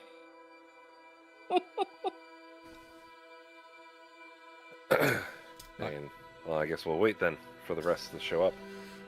Okay, so you guys are gonna wait for the rest of them to show up. So Maeve wanted to drop Dara off in a dark corner. Yeah, I wanted so. in a little dark corner, you know, where we've just seen these papers or whatever. Oh, so in that like in the nook as you're Yeah. walking past. Okay. Okay. I'm gonna be back a sec. All right. So I need you to give me. We're gonna do 2 checks, one for you and one for Dara. You, it's gonna be a sleight of hand. For Dara, it's gonna be a stealth check. So Dara, I'm going to give my 15. Okay. So that's a 15 plus 3, which is a 18 stealth. Right. Okay. And what was it you needed from me? A sleight of hand. So Sleight that's of you hand. trying to like surreptitiously get him Yeah. to wherever. Where is my sleight of hand? Oh, +1. Please help. I can't see. That's a 14 total. Right. So you If got. I help by creating a distraction, can she roll it at advantage? It might be a bit past that now because I've rolled. You know, if Rory can give me a good distraction, then yeah, I'll let you re-roll. I'd like to just go up to the guards while she's doing whatever she's doing, and I say, I need the bathroom. Where is it? Okay, yeah, that. I need the privy. So that guard is now going to re-roll his perception check at disadvantage, and Maeve can re-roll that. Right, that's no better than 14. Well, you're lucky because the guard's perception check after re-rolling it when Rory's distracting him was a natural 1. Nice. It was a 17. Oh, So, okay.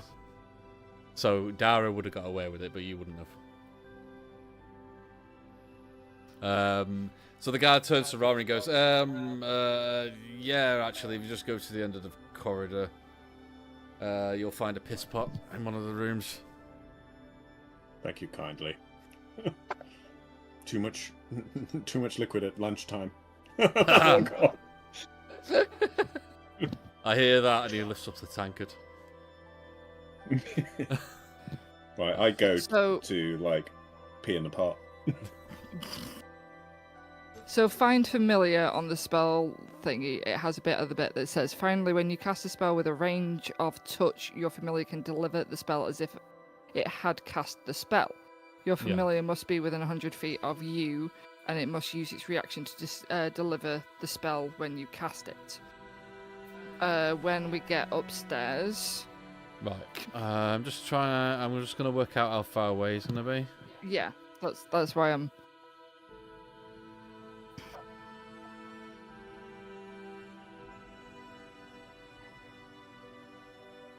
Right. So, to the main guardhouse, Mm-hmm.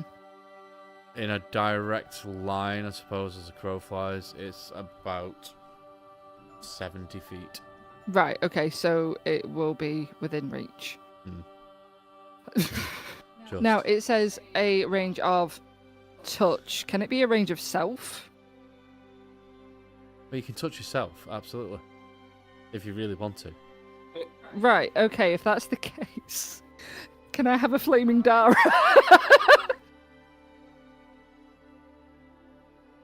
Let's not. 'Cause Let's all I- remember. What are I- you we're doing? all What are you 12. trying to do here? What? Oh, is it- What he's trying to do is have us get Trying to far burn enough the away evidence. and set the ferret on fire and burn the evidence. Yes, burn the Oh my evidence, the God. paper on the parchment. You're on going the to table. sacrifice him. Well, no, because he's produce flame doesn't hurt me when I have it going in Oh. my hand. Right.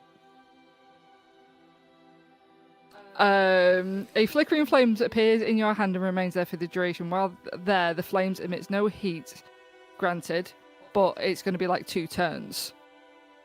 And sheds light. Until the spell ends, you can make a magic action to hurl fire at a creature or an object within 60 feet of you.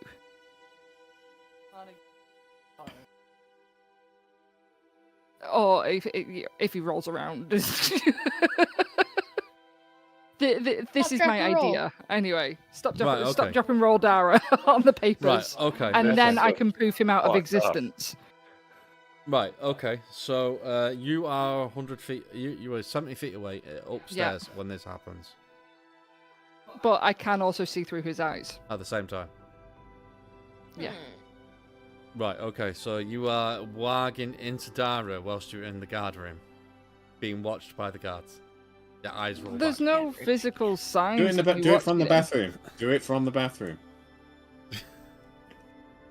I can't because I need the shackle off me first. Yeah. So you I need mean, to. do it from the bucket. You come back up to the guard room. You. I just go, oh, I felt a bit faint. Sorry. Yeah, I could role play with that and say, "Oh dear, Maeve, you seem to have had one of your funny turns. Let me take you outside. Let me take you to the side." The guard removes the bracelets from you as you get into the main sort of guard room. Yeah. Where Callista and Justine are still waiting. So then you do what? You feel faint.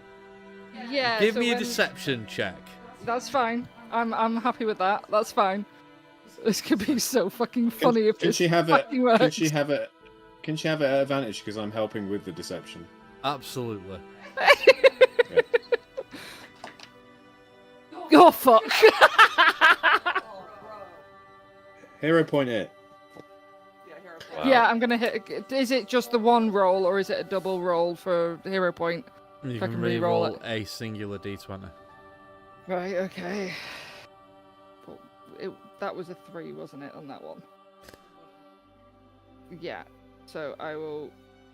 There's the 5. Oh, so much fucking better.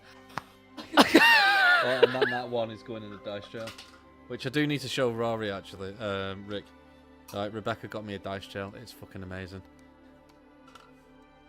Ah, yes. That is awesome. So You, That you need deception- to build a containment unit for the dice. I do now, don't I? Yeah, you can 3D print one. So- Like, that's a 19. Okay, so that was a 19. And Rebecca saw the roll, so it's not fucking fudged. Right, okay. The guard doesn't seem to react, but he's like, if you need to sit down, go on the benches in the corner. Yeah, I'll Rory's sit got his down. arm around Maeve, Sort of like and my he's head like, between my knees. he's like rubbing her back, Um, and he's like, there, it'll that's when pass. I'm It'll walking. pass. Okay, so you Little walk into past. Dara and you see that he is currently under the table in complete shadow. Like he's Yeah, AOL. so he will sort of scramble up onto the table. I'm hoping no guards have come back to this at this point. There's 2 guards sat at the table. Oh, there's 2. Oh shit. Okay. Listen in. Listen. Yeah. But carry on with your plan.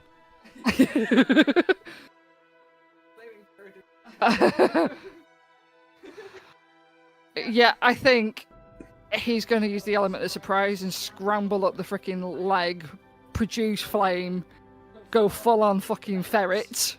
What? Scramble up the guard's leg and produce flame? Scramble up the guard's leg, freak him the fuck out. Whilst on fire? Whilst on fire. Okay. I'm gonna need. I kind of wish I was there to see this. I'm gonna need something. Right. Okay. That's fine. It's a scramble check. So give me. Right. So you scramble up the guard's leg on fire, and then he's gonna go full on ferret and do what? Give me the full thing so I can sort of do checks. So for he's it. going to scramble up, he's going to burst into flame, scramble up, on sort of like his first turn.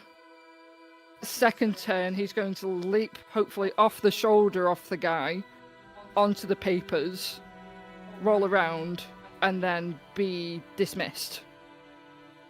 Right. Okay. And you're casting the spell through Dara. That's Yeah. fine. Got an idea. Go Why on. don't you make him disappear when he's under the table, and then they'll be looking for him? Yeah, I could make him hop off the table and go under. Yeah. Right. Okay. Otherwise, they're going to be looking for a wizard or something. You know, like, yeah. So, Dara's movement speed is easily enough to do this. I mean, he's going to be travelling a total of probably about 20 feet maximum in this full circle. Yeah. So yeah, let's call this. Let's call this. So it's Trouser gonna- rat. Operation Trouser Rat. Flaming Trouser Rat. Flaming trouser rat. I'm sorry, I needed to destroy these papers because they're not going to get, like, exact. This is like when we played Monster of the Week and we kept shredding the Reverend's trousers. Apart from this is a flaming trousers. So I need so an athletics check so he can climb these legs, Okay. and then an acrobatics check. So let me tell you what I need. I need an athletics to climb up, acrobatics to jump across.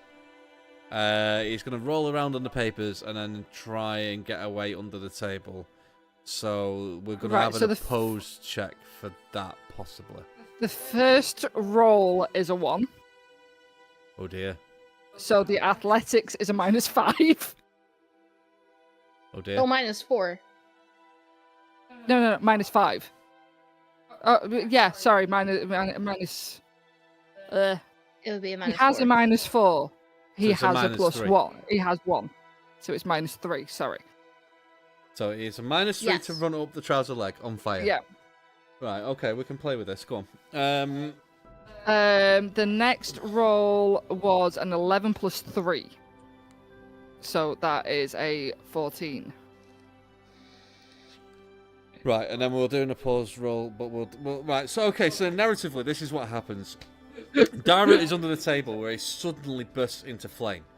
The guards are looking, you know, they're sat there and they're playing cards or whatever they're doing, slightly distracted. And as they're doing this, they see that a light starts emanating from under the table, and one of them looks down and goes, "That's a bit odd. What the fuck's that?" And then you see through Dara's eyes, because he's now on fire, he's kind of blinded because there's flame in his face. And he starts running at this guard, completely misses, goes underneath the chair, out the other side, hits the wall, turns around. This guard jumps up and goes, "Fucking hell, there's a flaming rat in here! What the fuck? I've never seen out like that before." And Dara then runs up and gets on this guard. He's like, "He's fucking on me! He's on me! He's on me! Get him off! Get him off!" His athletics check is enough that he does actually jump onto the papers. But at this point, as he jumps onto the papers and starts rolling around, let's see, do they catch fire? Yeah, they do. You get a natural 20 to catch fire. So the papers then catch fire. The guard goes to like the other guard that hasn't had a flaming rat on him. He goes to try and bat Dara over the head with his truncheon. And as he does so, he knocks the table over and Dara goes flying off the table. And you see this flaming rat skitter right across into the cell across the way. into the straw, which catches fire. Oh, no! Oh wow!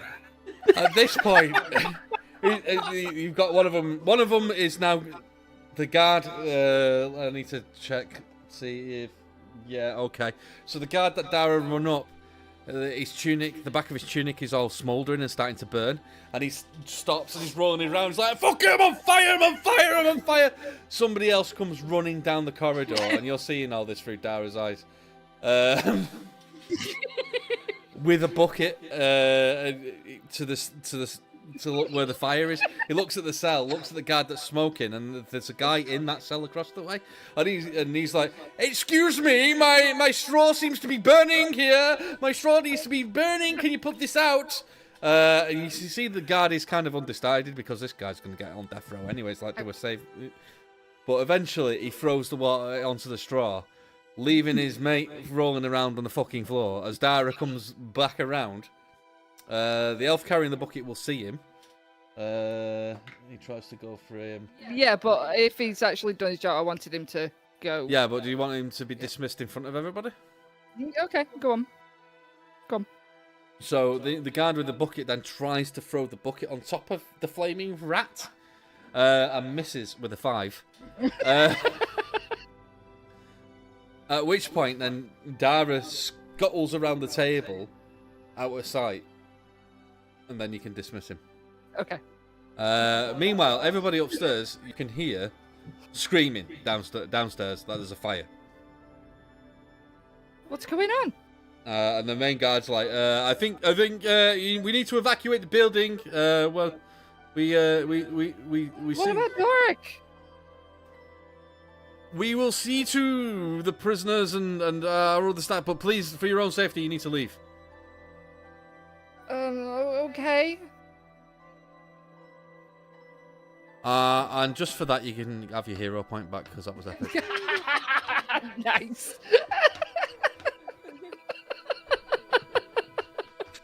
Wow, I think that's a first. That was so.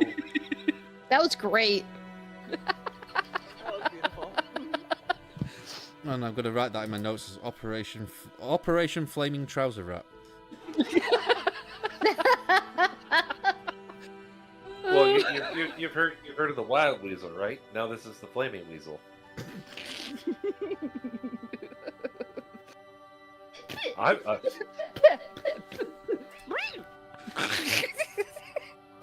Well done. Run a photo of what? Flaming fucking weasel. Oh, right, okay. Spitfire is using Rebecca's dice tray as a bed. Of course he is. He's being... And this is how it's being used instead. Wow, that's just as wild as extracting somebody else's president. I mean, I'm impressed. No, those were just unregistered Americans. I was seriously like going, how the fuck can I sort out this situation? We can't implicate the prince. Yeah, granted. Well, I just saw the gift that fucking Rick put in the chat.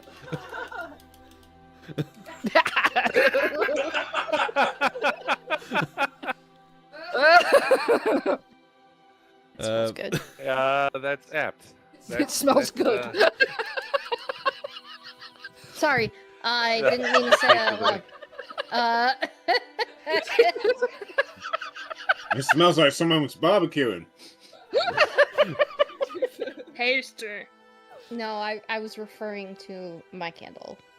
No, that's fine. Yeah, that's so good, but- It's one of those Yankee flaming rat candles. yeah. Yep. It just smells like meat. Like smoked barbecue meat. It smells like victory. What, the flaming rat? Yeah, there we go. It smells like victory. Right. I don't. Yeah. Okay, so you guys, you're all ushered out of the guardhouse as quickly as they can get you out for your own safety. You find yourselves out And in as you're the all courtyard. scrambling out, just standing there like, what? Why did we hear screaming? Because Maeve's around, obviously. I didn't do anything. I look at him and I say, no idea. Okay. No, it's obviously alright. no. Don't actually think anybody else would have actually worked out what the. Can I roll a deception check against the group? Rory will have picked up on it because he was helping. And I feel like But I'd have noticed all something was going on. Rory would Right, actually okay, kind so of you're know. trying to deceive the group, is in that you had nothing to do with it. Absolutely. So, I just want to see who Roll- might have actually clocked on. roll a deception check, and then it's passive insight for everybody. Deception. I got a 15. Does anybody got a passive insight greater than 15? I have a passive insight at 15. Right, meets it, beats it. Beats it. So you get the impression that Well. she does know what's happened. But anybody else who's got a passive insight below 15 believes what she says. Kelly just notes, like, I'll ask about it later. She just kind of says in her head, Like, I'll ask about it later. Like a +7 on the passive because it's May? No? Okay.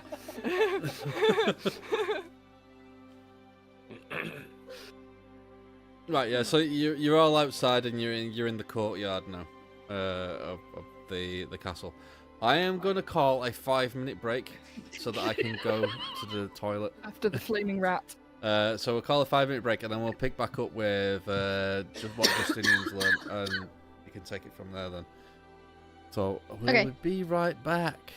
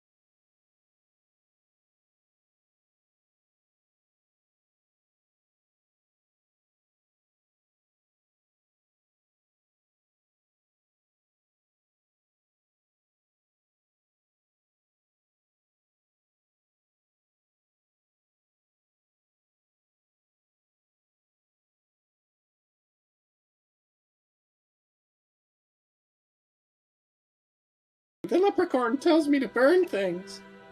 Excellent way to restart it. I just brought it back on and unmuted it, and it comes up with you saying that. But I've got to share this with the stream, so I'm just gonna. These are some pictures that are literally just got made of the fire ferret. Okay, so there's picture number 1. There's picture number 2. I'm not seeing it on the stream. It's about No, 30-second lag. Oh, there we go. And then we'll go back to. Oh, I'm so warm now. Ah. You see, touching my YouTube. mushrooms. This is what I have to put up with. Yeah, today you've got 2 of us. You like it. Deal with the bitch. Right, so we are The back. kid is that the ferret is grinning in both of those pictures. It is Maeve's ferret at the end of the day. She's a bit of a psychopath. Pyro, apparently. Yeah. Need to get rid of so some papers. we rejoin the group after a fiery exit. We are now outside in the courtyard. What would you like to do? Run. I'm assuming we picked up our belongings. Well, Justinian and Callista had them, so.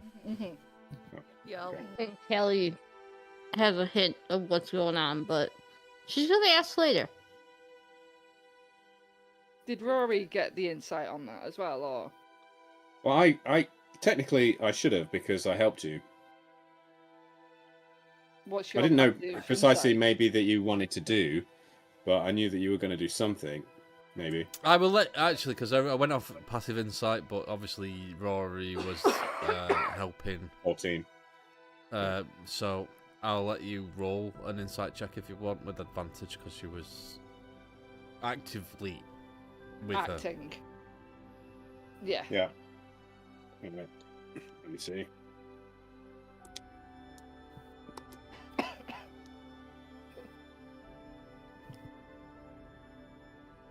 This is why I wanted the clarification on self or touch. Uncanny. Got 13. 13. So you're actually Yeah. lower than your passive insight. That sucks.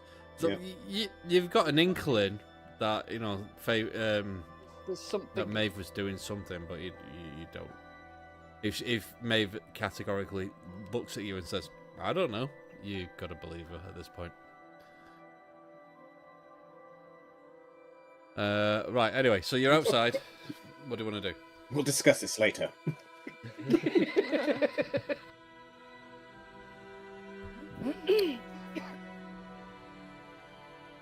Tour anyone?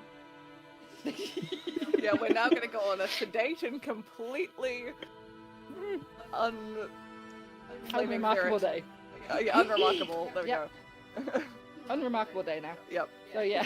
we'll Is there a go gift? for Is there a gift shop, and do they sell, signed copies of things? Yeah. Do they have scabbards? Because that cardboard one's probably going to fall apart in about a day or so. So you want to sign up to Well, a you- tour? I mean, at the moment you're kind of on your own.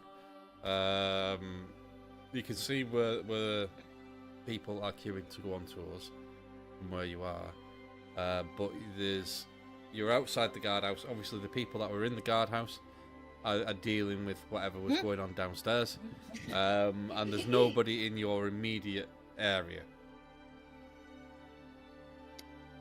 Tour? Anyone? Sure. Yes. When Yeah, Justinian goes to honestly. And I'm just in Dennis is trying to say something. when Justinian goes to hand back Rory's bag, and Rory goes to take it, he holds on to it, and you can tell the look on his face, like, yes, we should go on the tour. Good. So we're all agreed. Thank you for my bag, and he takes it. Yeah, but there's a serious look on his face, like he has something to say, but he's not going to say it. Oh, maybe I should try an insight check. Yeah, why not? Why not? You're not thinking about that at all, are you? Does Rory understand? No, I don't. I got a crit 1 again. Oh no! Oh, no. You need a dice shell. No, but I mean, honestly, if Justinian's not trying to hide it, and he's saying, you know, he's giving you this look, then it's quite obvious. I got a 5.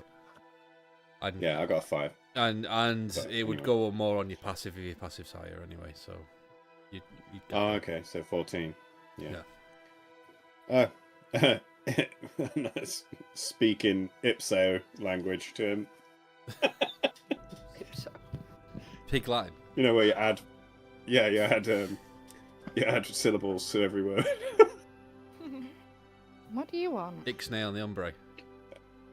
Yeah, that's one. Grab a cat. Miss Mincy! Right. Okay. So you guys, you want to head over to the tour? Mm-hmm. Yeah.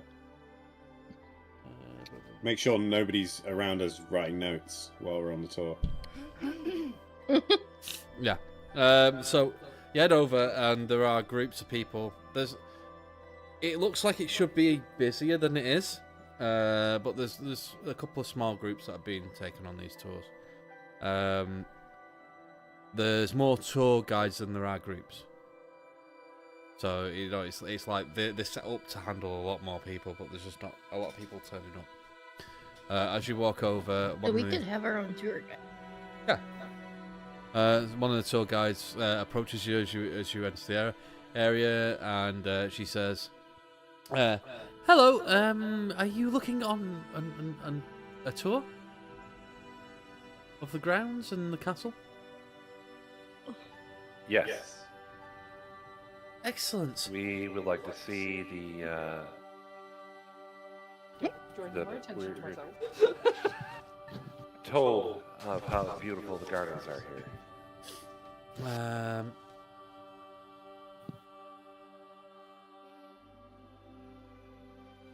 Okay. So if you want to go on a tour, I need you all to sign a waiver, and it's 5 copper pieces each for the tour. And she pulls out like a couple of like forms, and she, at the bottom there's a space for you to sign. She says, "If you sign your name or make your mark on here, feel free to read through them." And the forms are basically like a little waiver saying that if you damage anything, then you have to pay for any damages that you cause. If you're warned not to go in any dangerous areas and you go in there, the castle and you know they're not liable for your injuries and shit like that. It's a really convoluted NDA. yeah, basically. Don't touch it. But there's nothing untoward about it. It's just one of these. If you break something, you pay for it. If you get injured, then that's your fault. I sign it Barry. Okay, that's fine. I mean, she didn't know what your name is. So, I'll do an M again. Just a V. Hell. what's Justinian put? He signs it. I'm I'm gonna take 5 copper pieces out. Yeah, I've already done that. He signs it Theodore. Theodore. Oh, okay. Eddie. So she goes, right, thank you. And she collects the forms, hands them over to a colleague. She says, my name is Faywin, and I will be your guide. It is one of the names on my sheet. Before you give me that look. Why me? Because these were just random names that I generated, okay? It sounds like Faye's name combined with my middle name.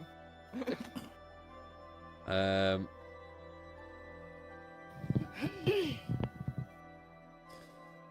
says, right, okay, so if you'd follow me, we'll start with a tour of the gardens, and we'll lead inside later on. And she starts leading you around, and she's pointing out all sorts of things, like, if you look over here into the centre, you'll see the magical fountain, which is supplying the water for the river and the waterfalls.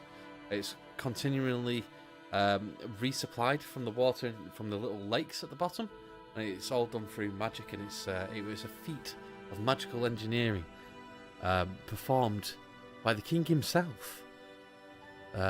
just short of 3,000 years ago. It's been going ever since. She takes you around some of the gardens where there's statues of like, there is like a statue of Murden and Vivian, and Maeve would recognise them. The rest of you wouldn't, but they're kind of overgrown and full of like vines and stuff, so they've not been well kept. And she goes, this section of the garden is dedicated to the gods, both old and new. And Murden and Vivian would have been pride of place, but it's kind of like overgrown. And now they kind of like left in a forgotten corner. She leads you around the path, so you kind of like, you're being led around sort of like this way.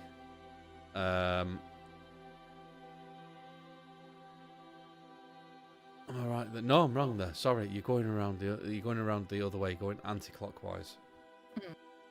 So you get to like the main courtyard outside of the main keep palace. Those of you, well, Justinian would know this, and Rory possibly. This is not a defensive structure. It just looks like it is. It's more about as a statement of opulence more than anything. It's a chateau, not a fort. It's like most castles around here. Yeah. So, yes, the curtain wall's formidable, but the keep in the centre is a palace. It's not a keep. It just looks like a keep. It's in that sort of style, but you can tell that it wouldn't stand up to much punishment. As you look across, you do see sort of... So you're in this area here, and there's a small fountain and some benches. You see that there are a couple of statues either side of the path. And there's the bridge that leads across the river. On the other side, you see these two stone pillars. And there's like an iron... Well, it's not iron, it looks like metal. It's like a steel of some sort, forming an arch above. And it's all cordoned off on both sides. And you can see the cordon when you came out the guardhouse, but you were led away from it. And you can see that it's cordoned off at this side, and there's guards across the bridge. You can see that these pillars are like glowing. And she says, unfortunately, we can't go and look at this part of the garden at the moment, as we're experiencing some minor problems. So we'll have to cut the outside tour short here, and we'll go into the palace. Is there any questions? I've got one for Nick rather than the tour guide. Yeah, go on. We can just see this. How many guards, roughly? Right, so there's 4 guards each side. There's 8. Right. And are they like moving around or just? No, they guard in the path. Okay. So they basically just stood Right. there so that nobody can go past them. Looking at their faces, But they're not the hooded priests, though, are they? No, they are castle guards. So they are wearing armor and helmets, but they're open face, sort of pointy helmets.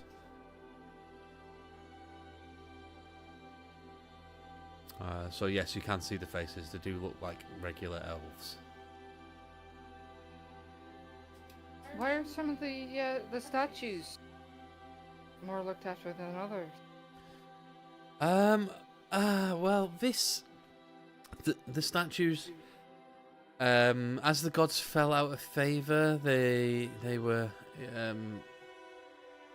not as well looked after as the gods that are still in favor and worshipped. Which statues are you referring to in particular? Would they be visible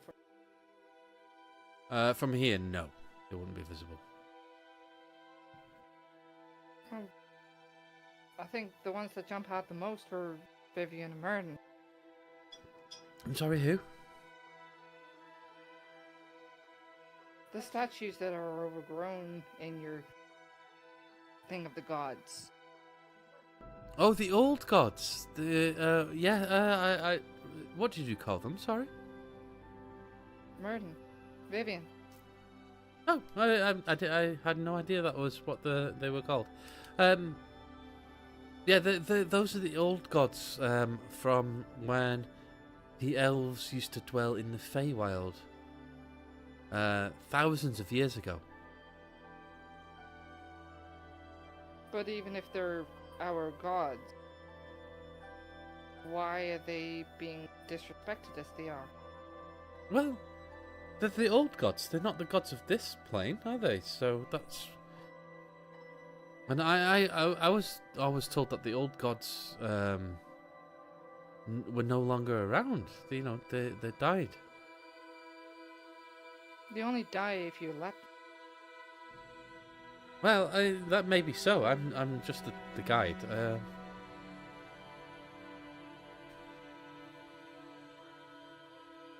Are there any other questions? Here we go.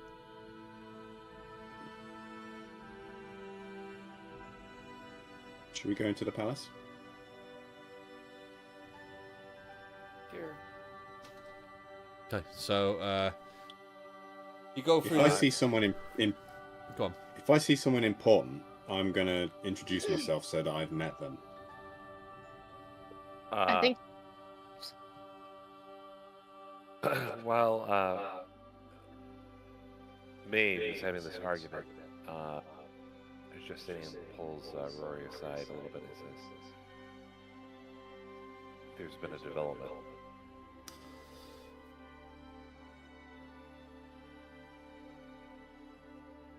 There was one of my order here serving the court, and they disappeared 2 years ago."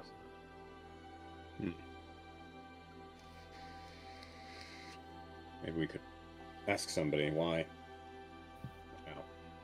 Well, there is also the guard at the jail assumed that I was here to be the replacement. Interesting. I am not versed in intrigue, but I wonder Maybe we- if you and I could say that you are a priest serving with me. We could both go in. It's an idea we could discuss back at the tavern. Yes. I believe we have something that could be paramount here. An inn. It's a very useful inn. But let's talk about that at the inn. Right. Don't know who's listening. Okay, so you We get don't know. you get We led don't know who's listening. you get led in through the main doors. The main doors are quite massive. They're like 15 feet high, and they're a double door, and each door is Just 6 have to feet shut wide, down making my it a 12-foot by 15-foot doorway. The doors are open, and you can see that there's a smaller set of doors on the inside. There's like a little sort of like reception area, and then there's another set of doors that lead further in. They're made. They look almost impossible. They look like they're made of solid marble. These doors, and they're all gilded. And as you go in, you can see off to your right there is like a little shop area, and the guard says, the guide says, we do have a gift shop, but we normally let you peruse on the way out, and then we can get on with the tour, and then you can have some time in the gift shop before we leave, if that's amenable. That sounds great. Yes. Please proceed. So they take you in, and they lead you through. I'm not going to describe every room, but they lead you through into this main sort of entranceway. There's a grand staircase that leads up, and it's got like one of those like little red velvet ropes across the bottom of the staircase, which is like those are the private chambers of the royal family, and we're not permitted to go up there today. But we will. I will show you around the rest of the area, and she takes you into like a dining room. Large dining room with a massive table, could seat like fucking 40 people. At the head of the table is obviously the king's chair. leads The you king's in- chair. Yeah. Could I go and inspect the chair? Yeah, absolutely you can. So how would you like to do this? Because I'm assuming you don't want it to look like you're looking for what I think It's you're the looking for. workmanship. No, I want to run my hand down over the wood and pretend that I'm admiring the, All right, give me a and deception seeing check. if I find a. Deception check with advantage. The DC is not going to be very high, and then you can do your investigation after. Yeah. Deception. Please, please. Ah, yes, a crit.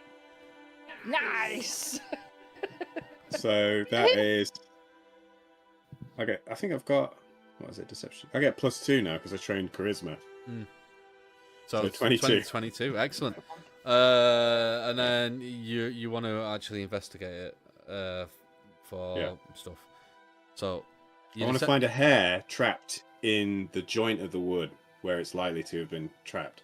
All right, give me an investigate out. I'd say because your deception's really, really high, or your roll was really high, I'll let you have this at advantage, so you can spend a little bit of time looking, like you're really examining the chair, and the tour guide's going, yes, the craftsmanship of the chairs in particular in this room is absolutely fabulous, and you are free to touch. Please examine as much as you'd like. I'll say, this is remarkable. I've never seen anything like it. And I want to use meta magic Okay. to silently cast guidance.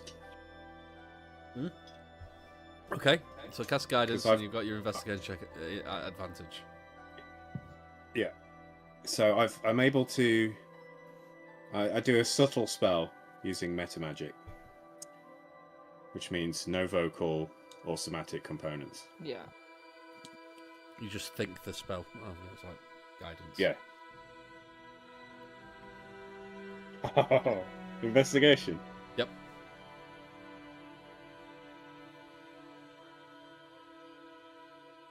'23. 23. Oh. So as you are examining this chair, it's kind of like it's carved out of a dark wood, and you see in the intricate carvings at the back, which depicts like scenes from Elven history. Helven. Helven history. Yeah. Yes. Now I'm Elven being very history. posh, where we have to put a H in front of Helven. everything. Helven history. You do see that there's a long silver hair caught in part of the carvings, and it's even got the root attached. Can I yoink it? Is that a technical term? It is. Can you yoink it? I'm not even going to make you roll for it. Yoink. All right, and I'll just slip it in my pocket. I'll slip it in my in a component pouch. Excellent. Anybody else want to do anything while you're in here? Are there any artworks or anything around the wall? There are a couple of artworks. I say a couple, but they're quite large, but they're mainly like landscape art in here. Right, okay. No portraits or anything like that? Not in this room. Right, okay. Uh, I would like to keep an eye out for pictures of the king and the prince. Any of the royal sort of family at the moment.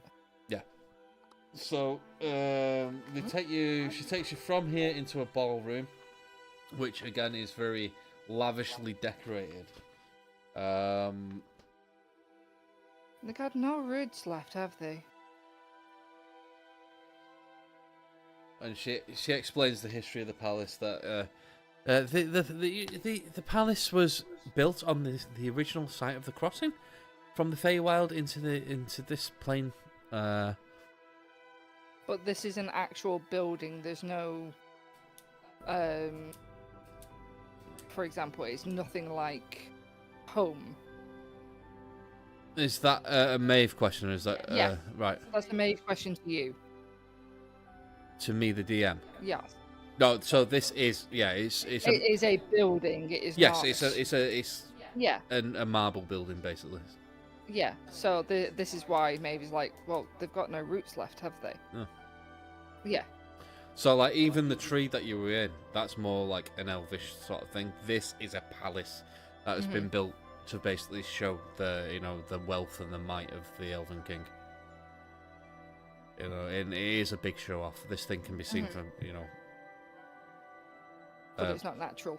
No, That's what Maeve's getting to. absolutely not. So it would be kind of like in I suppose in sort of like high fantasy art where you see elven buildings and they're all like marble and towers and stuff like that.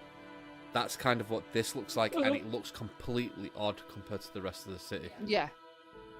But it's been the tour guide explains that it's been here for thousands of years. Yeah. It is an old building.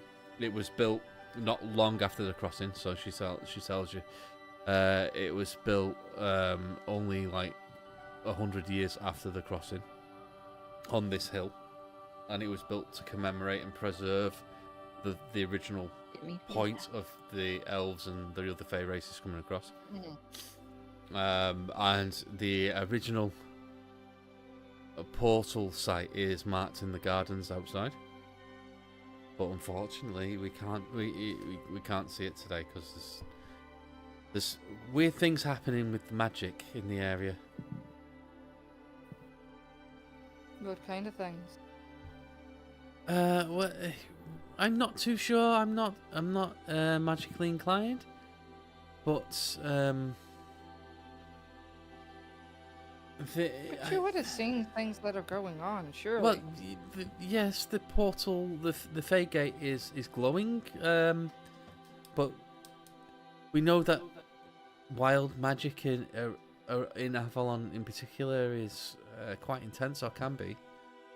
So we've been advised to stay away from it. That's why we had to cut the garden tours short.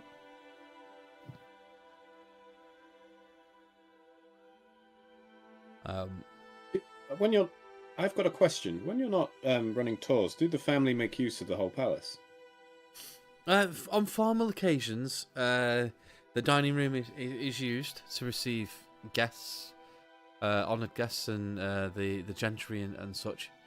The ballroom is generally used twice a year. The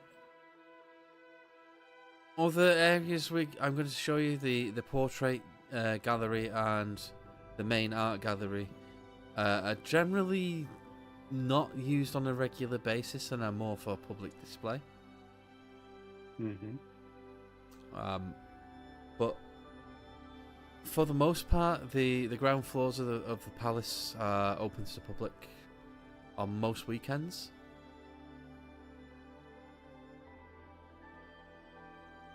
And as she's talking, she's leading you out of this ballroom into like this portrait gallery, which is actually a long corridor with portraits on either side. One side is dedicated to the king, and they are portraits that have been made. The first, as you walk through, the first one is the earliest one, which is 6,000 years old, and it's the same guy in every single one. Is like a new portrait every couple of 100 years, so there's like quite a lot of them. On the opposite wall, you see his wife, and then as you're going halfway down, the one thing you notice is both him and his wife, they start off looking quite old, and as the portraits progress, they're getting younger and younger and younger, until they reach a sort of stage where they're looking like in the mid-20s, if they were human, and then they sort of stay there. You can see the art style changes, but about halfway along the corridor, the portraits of the wife stop, and they're now replaced with portraits of a child who you see grow up through the years. There are no pictures or portraits of the full family, but there are of father and son.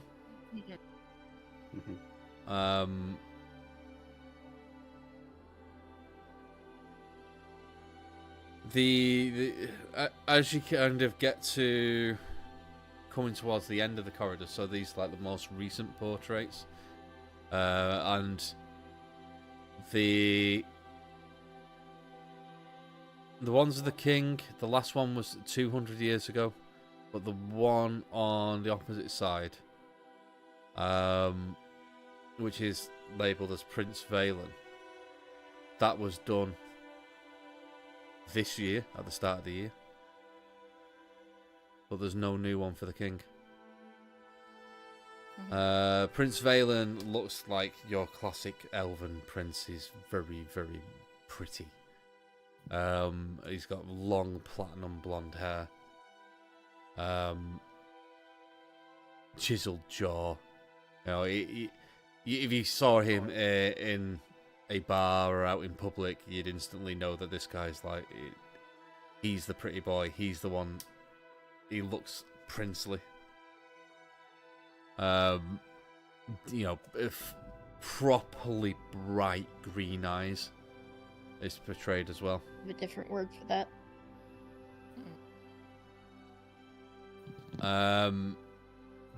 The king has also got platinum blonde hair. It's not white like the hair that Rory picked up, though.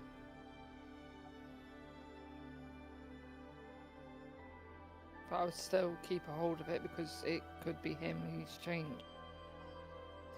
Yeah, so like in the earliest portraits, as you walked in, he had long white hair and he looked quite old. You know, he was hitting like 700, 750, which is almost end of life for an elf when they crossed over. So he looks like a 90-plus-year-old human in those first portraits. And then the last portrait is 200 years ago, and he looks like he's in his 20s. He's got platinum blonde hair again. As, like, in character, would Venera know anything about the Queen? Okay, so there's a possibility, so give me a history check and we'll see.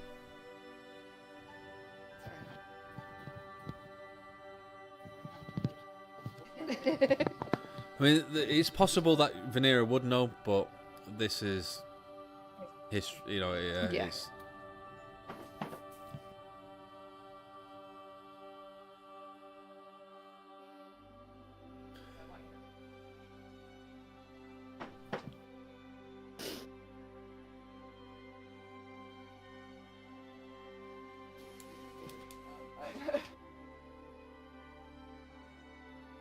With your 19. I'm repeating you because the stream wouldn't have heard that. But so 19. Yeah. So Venera, you would know that the Queen died in childbirth when Prince Valen was born. I assumed that.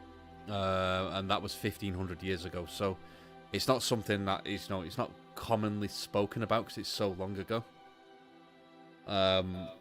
But it would have been something that might have been mentioned if you'd asked the tour guide, you know, they'd bring it up. And that's why the portraits suddenly stop and there's no like mother-son pictures. That's sort of what I assumed, but I didn't want to come out bluntly and ask if it was something that I had a possibility of knowing without being blunt about it. Yeah. So yeah, you know that there's no queen. It's just the king and his son. How long ago was it that those portraits stopped? So the last one of the king was 200 years ago. No, I'm talking about the mother. Oh, 1500 years ago. 1500. So it basically is you know, like Valen's 1500 years old. So Yeah. They stopped when he was born. Yeah. I was just sort of like gauging how old sort of Valen was and the timeline. Yeah, that's fine. Although I'd already said that it was 1500. So, yeah, it leads you out of this room and into like the main art gallery, which has got art from lots of different elven artists and human artists and even dwarven artists and stuff. It's a collection of like art Yeah. from all over the world, and it's all, some of it is ancient by everybody else's standards. Some of it is relatively modern. Mhm. It's just basically a grand show off. This room. Look at me. Go on. You said, Oh look no, at I was me. just gonna say this room is like a look at me. Yeah, Pick kind me. of. You know, Love this room. there's like It's vases beautiful. and things like that, and on display that are obviously lavishly decorated and very intricately painted. And it is just a basically, yeah, look at me. Look at what I can afford. Look at what you know. You might call yourself a king. I'm a real king. Look at this. Yeah. And basically, you laid out of this room, and they took you round in a loop on the bottom floor, and they're bringing you back to sort of the main hall area with the grand staircase. And as you walk in there,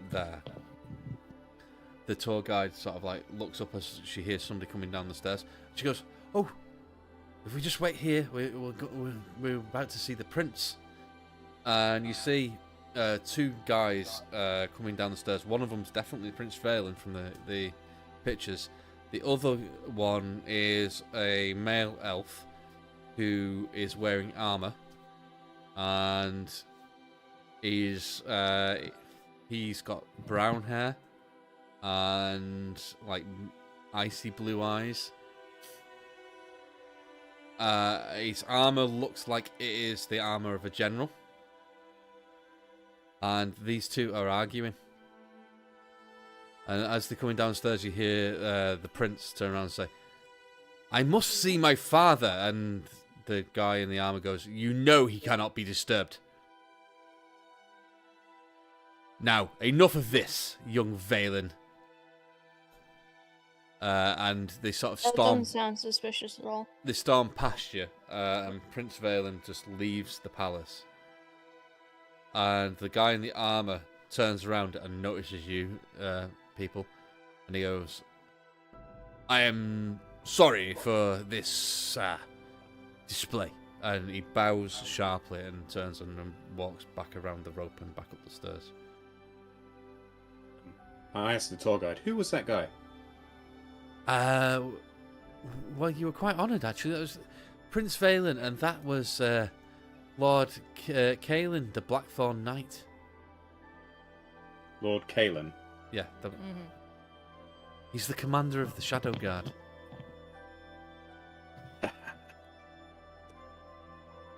What colour hair did he have? Long brown hair. Would I know about the Blackthorn Knights? He is the Blackthorn Knight. It's not like a group of knights. Oh, would I know of him? Very possibly. He's the commander of. He is the commander of all the elven armies. Oh.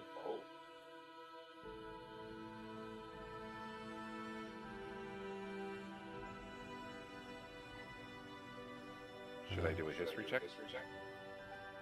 If you would like to, yeah, actually.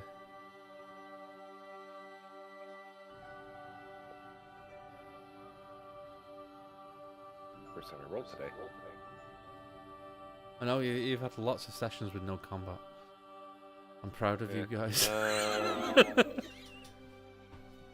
I only got a 9. We just sit there, it's Uh, on fire instead of fighting people now. Yeah.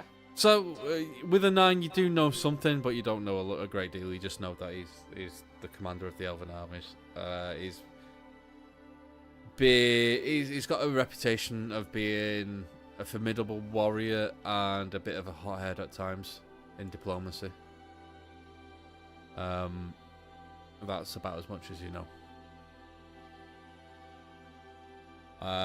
So the tour guy goes, well, I must apologise. I'm sorry for that little display. I hope it hasn't ruined your tour. But we'll take you now to the gift shop if you'd like to spend a bit of time looking around.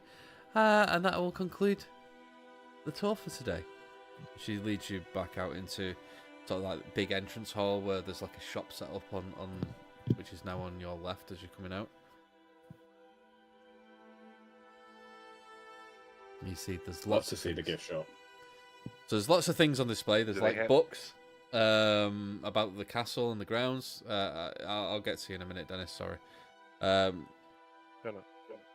So there's books about the castles. There's books about the grounds. There's like books about the general sort of shit that you get in castles, like the arms and armor of the elves through the ages and things like that. There are like breastplates and things that you can buy that are replicas of older breastplates, and swords and things like that that are replicas of older swords from times gone by. There's a book by the king that's called My Struggle. Ooh. Somebody got it.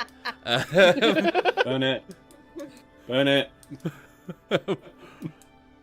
I kind of want to buy it just to read it. Well, you'll find that most of the pages are blank because somebody hasn't wrote it. But there's like lots of little like knickknacks and things with like I visited the Palace of the Elves and things like that on it. Loads of tat. Any postcards with like portraits of the king or the prince or things like that? Yeah, so there's like royal portraits that you can buy, like little like postcard like Is things there- on what do you call it? Pasteboard. That's it. Yeah. Could I get a portrait of the king, portrait of Valen in the card form, and do they have like a poster or something of the Blackthorn Knight? A poster. Yeah, Yeah, like 'cause he's a hero, heartthrob sort of poster that a teenage girl would have on a bedroom wall. Or a card, or a postcard, I was just wondering. So yeah, you can. There's the portraits you can pick up, and they're a silver a piece. And there is Silver. yeah, they're quite. You're in the palace. I mean, come on. I'm just that was Inflation. Yes, you can in fact get one of the Blackthorn Knight. In fact, there's an entire line of Blackthorn Knight merchandise. Like T-shirts and things like that. It's like I support the Blackthorn Knight and Blackthorn Knight. He's the greatest. And there's one of the Blackthorn Knight like this with just goat underneath. The things. What about other members of the court? There are no other images of members of the court here. That's fine. Do they have a high-end jewelry section? Because I kind of want to get a tiara and rub it in Arden's face. But Sure, why not? not like a I- tiara, but like one of those like elven headdress things, like with the gems and that kind of vibe. Where'd you get that? From the palace. Get a tiara of intellect. I No. was purely interrupting because I was Go going on. to ask if there were any shiny scabbards. Yes, please do. Yes, okay, so there is a selection of scabbards. Some of them are better quality than the Swan one. Some of them are worse, Depends what you want to buy. But they do range all the way up to actual scabbard that is made of real material that might not fall apart in the rain. And they have a selection of nicely decorated ones. So, like different dyed leathers over a wooden actual scabbard. And some of it is like trimmed with gold, there's some that's trimmed with silver, and then there's the more tacky ones that, I Heart Blackthorn Knight and Long Live the King and stuff like that, down them. And there are some that are just over the top decorated, but with no slogans on them, but they've got rhinestones and diamonds and things down them to make them look flashy as fuck. So every time, if you walk into a ballroom with it, it glints in all the light and everybody'd see it, As, Do they have- hmm? Sorry, Um, keep going. I'll ask after. I was just going to say, he lays his hand on his sword and he just quietly asks, "Are there any of these that take your interest?" Sparklier the better. that one there, Anything and, for you, and babe. he's like urging you towards one of the scabbards that's priced up at like 150 gold pieces. And it's just a fucking scabbard, but it's like got properly like the the top of the scabbard, which is normally made of like steel to stop the sword binding against the wood and cutting through it. It's not steel; it's solid gold, There and we it's go, that's got gold piping that goes down each side. The tip of the scabbard's got a gold like tip on it to protect it, and it's got like diamonds studded all the way down it. It's like that's the one. That's the one.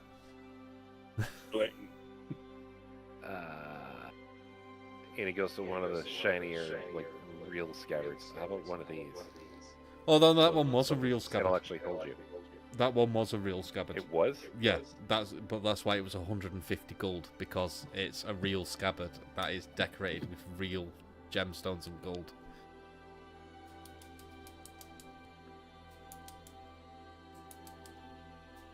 Oh But- god, it's tempting to keep the sword in my good graces, but at the same time, it's a lot of money. Would it make you Oh, you better got to keep us sweet. if I, if I found out how much I'm spending on my jewelry? Would that make you feel better? What? If I spend the same amount on jewelry, will that make you feel better? Cause thinking about it. Piss a brother off. Yeah. Oh. Would Mine's you? actually functional.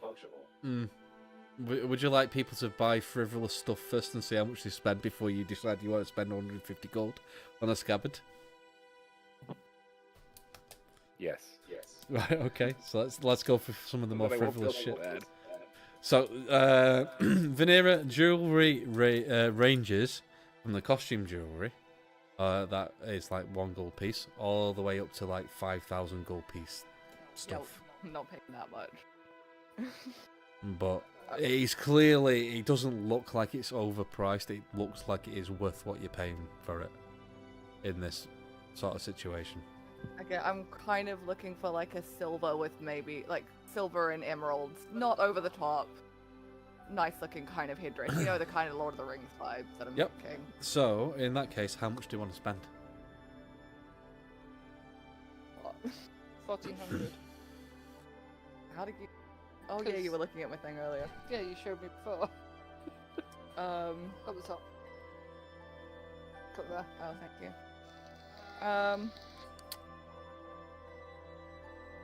Yeah, in the region of a couple hundred is fine. For 200 gold, you can pretty much get the exact one that you're looking at. You have Yeah, that you much can. gold personally? Yeah. She's hardly spent anything. Wow. Yeah, It's- I've been very. I Yeah, haven't spent you've on spent very much. thousands on shit for your horse and armor and all sorts of stuff, so you've got it in assets. Is there a silver mirror in the gift shop? That's 1,000 gold. You really? Is that a serious question? Yeah. All right, let's have a look. Or a crystal ball. Roll a d20, and you've got to beat what I've just rolled. And if you beat me, then yes, they've got the things you're asking for.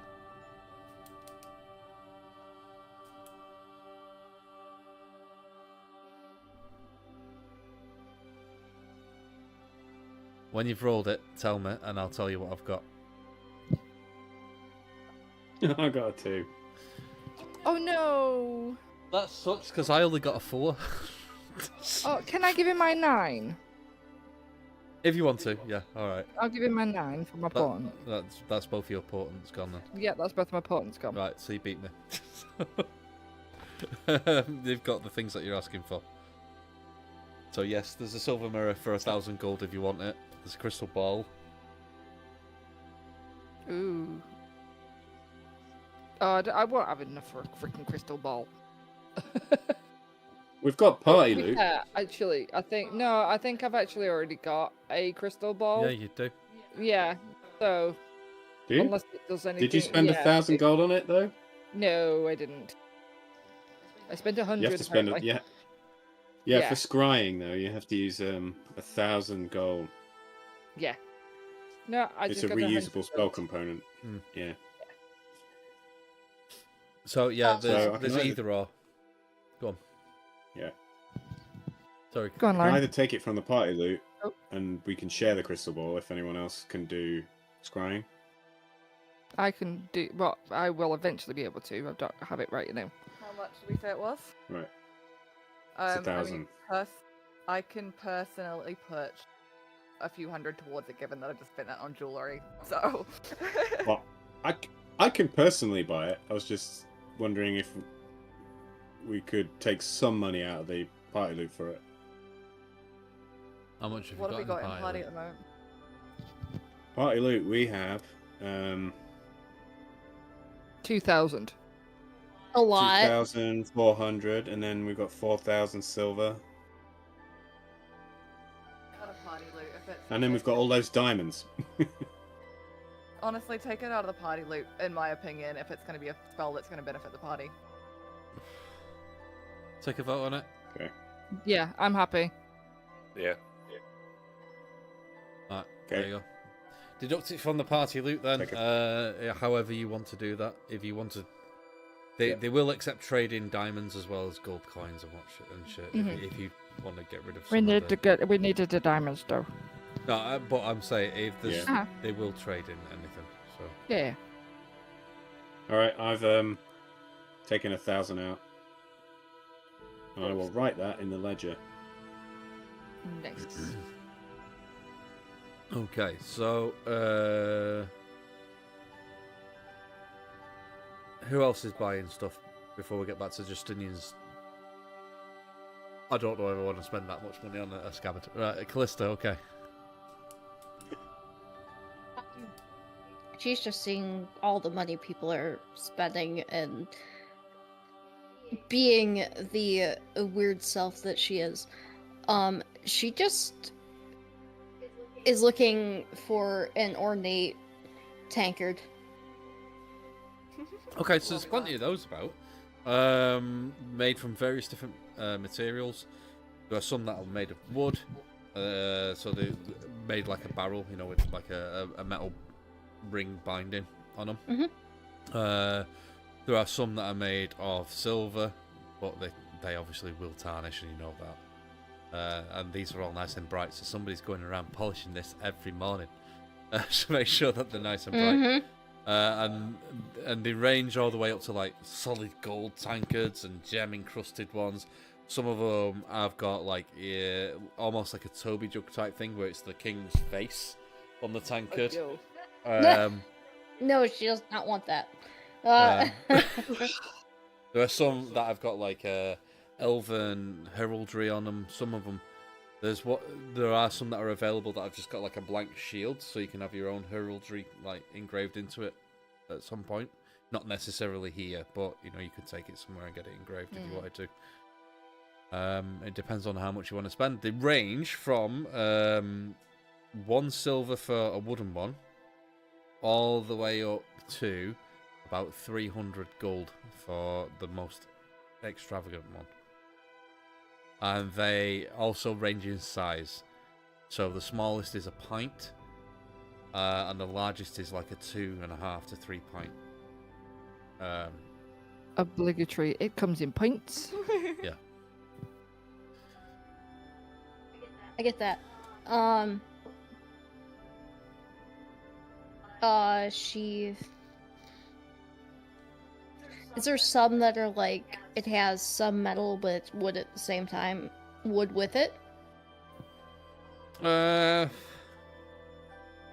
Let's again have a rolly.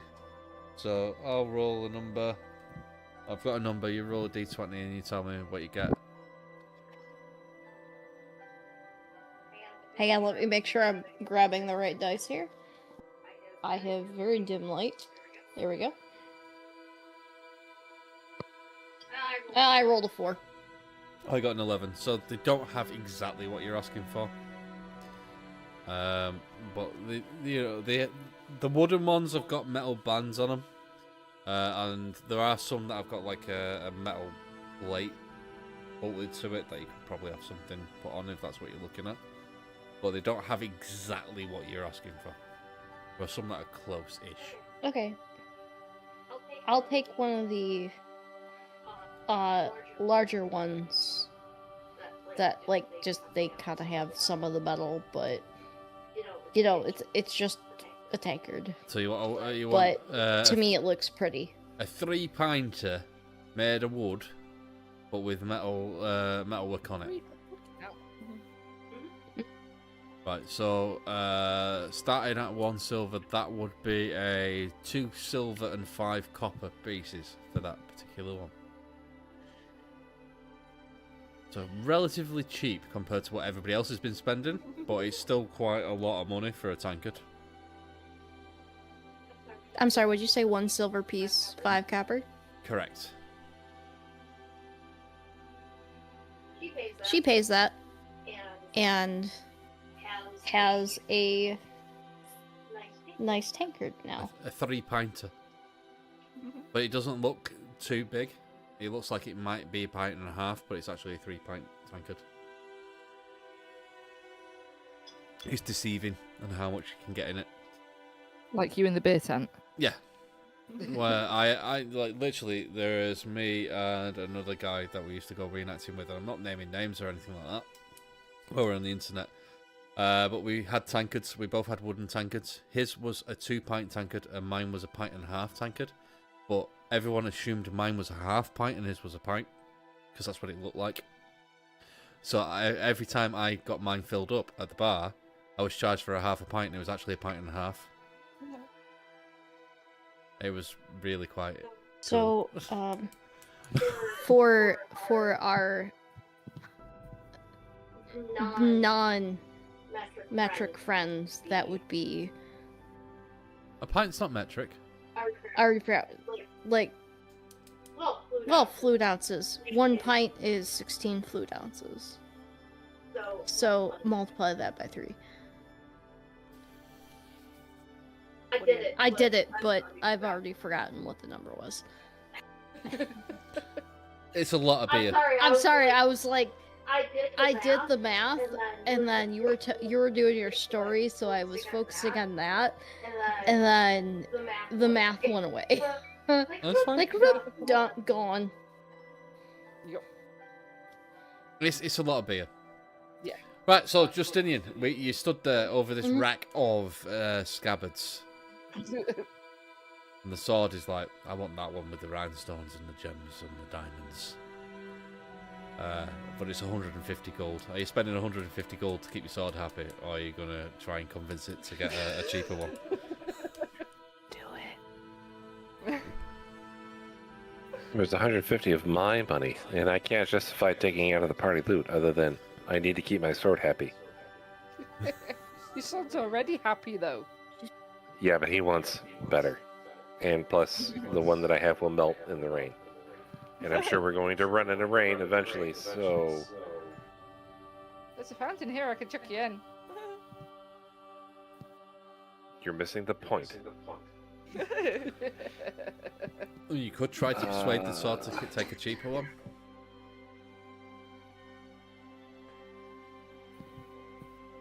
Yeah, he moves to one that's just diamond encrusted, but it has like a proper steel like top and bottom to it. He's like, well, this is more sturdy though. This is like, it's. I understand that in as much as this goes against my order, I understand that you want something beautiful, and this is also beautiful. But we also need sturdiness because remember, we will be going into combat. That's quite a convincing argument. So this one that you're looking at, without the gold but still with the diamonds, yeah, it's going to be cheaper, but it's not a lot cheaper. It's like 100 gold instead of 150. Okay. There's ones that don't have diamonds but have gold on it that are a bit cheaper again. I mean, how much are you actually looking at spending just before we get into this persuasion malarkey? As little as possible, but No, realistically, how much are you looking at spending? Maximum. 10 gold. And I will tell you what you can get. Oh no, not for 10 gold, but 75.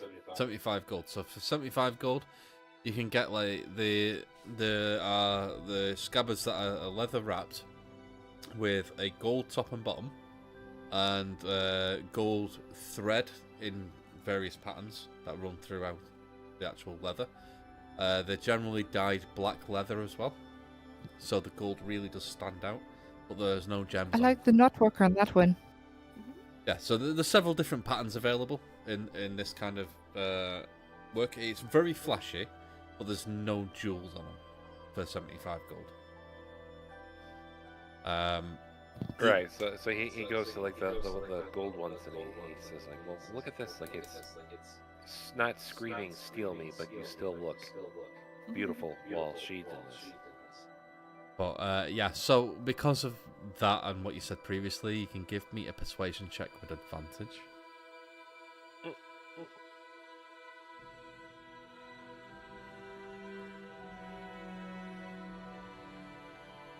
Persuasion check with advantage. Let's see if Lapis will Might need that. actually do his job this time. Oh wow. Dirty 21. Okay. So Lex replies in your head and says, "You might have a point there, young knight. I think we can do without the diamonds, but I do like the gold thread.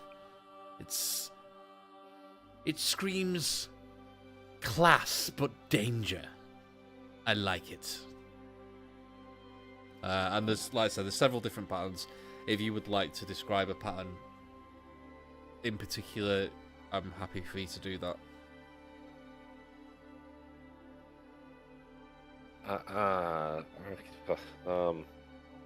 He points out one that shows like a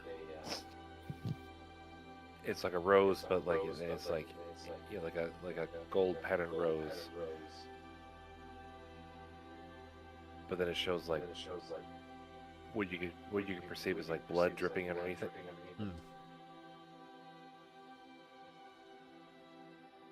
Excellent. Yeah, so that'll cost you 75 gold pieces.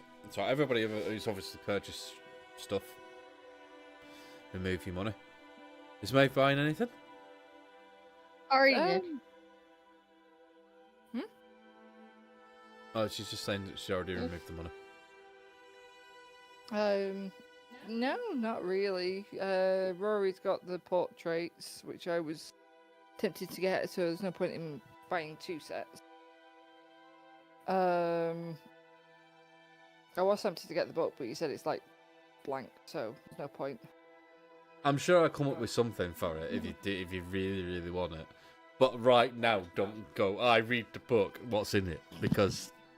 No, it'd be like interesting because obviously it's the story, a story from the king's point of view, and etc. So yes, I would probably buy the book. My struggle. Yep, My Struggle by King Alflaw the Great, or whatever his name is. And the book is priced at 2 gold pieces, which is damned expensive for a book. Yeah. It looks quite thick, but as you have a flick through it, it's printed rather than hand copied. Yeah. And most of the pages are pictures. so there's even though it's a really thick book, if you took all the pictures out, it'd be quite a skinny volume. Yeah. But Ooh. Are there some pop-up aspects to this book? not to this one, no. It's quite a No. serious book, but it has been fluffed with pictures. Yeah. What? I can't hear. Sorry. While we're talking about pictures, do they have any like posters kind of vibe of? Obviously not a detailed map of the castle ground, but something like that, like a tourist map, I guess. Oh, you want a tourist map? Okay, yeah. So for 2 silver pieces, tourist maps are available of the castle. Yep, I will pick up one of those as well. in case we need it later. And for 2 silver pieces, there are also tourist maps of the city of Avalon. Also, which is kind of what I've been showing you this entire time. But I'll get one of each. I got the book sorted. Where am I this? From here. Okay. right, is everybody done buying stuff?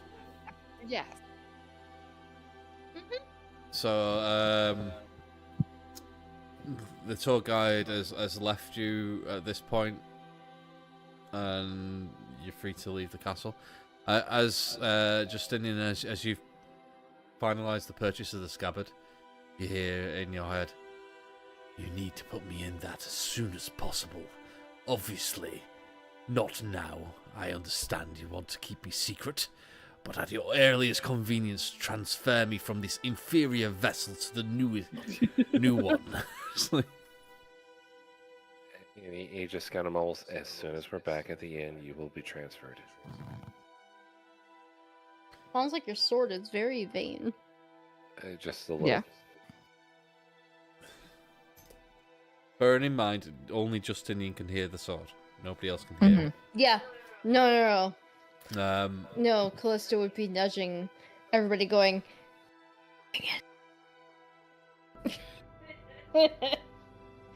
Right, Yeah, I know. so I'm wonder looking what like a they're nutcase talking just about. talking. what would you guys like to do? Now the tour's over, I've just you've done your shopping. realised I could have done with doing something earlier. What? When we saw Valen, Oh. I may have messaged Valen saying I need to meet you. We're not retconning that much. That's fine. Yeah, no, I know. That's fine. I mean, I don't know about you guys, but I think personally, back to base and then try and meet Valen tomorrow. Yeah. We need to go back to base. I have things to relay. Yeah, you very solidly now know what he looks like. You've seen portraits of him, Yeah, and you've yeah, seen yeah. him in person, so you can pick him out. And I'm hoping that we've done enough to stop him from being picked up until tomorrow. He's hoping. Well, there's no writing, but they might remember. Yeah, but if it's not written down on the notes and stuff, then I don't know. So that's why No, I'm kind yeah, of no. like, The whirling ferret took care of that. mhm. Yeah, there's no Well, okay. evidence. Well, you unless they can write it hope. down again. You can hope that there's no arrest of Prince Valen tonight. You know, it's one of those things that I wouldn't There's mind always hope. trying to track him down. So you're going back to base. Hmm. Okay, so you head back to the Maiden and Unicorn. I will say after your little adventure, you left probably around 9 a.m. This is probably going to be about 1 in the afternoon now. You go back. What would you like to do? You get back to the inn. It's a little bit busier than when you left this morning, but there's still plenty of free tables. That bread really is filling, and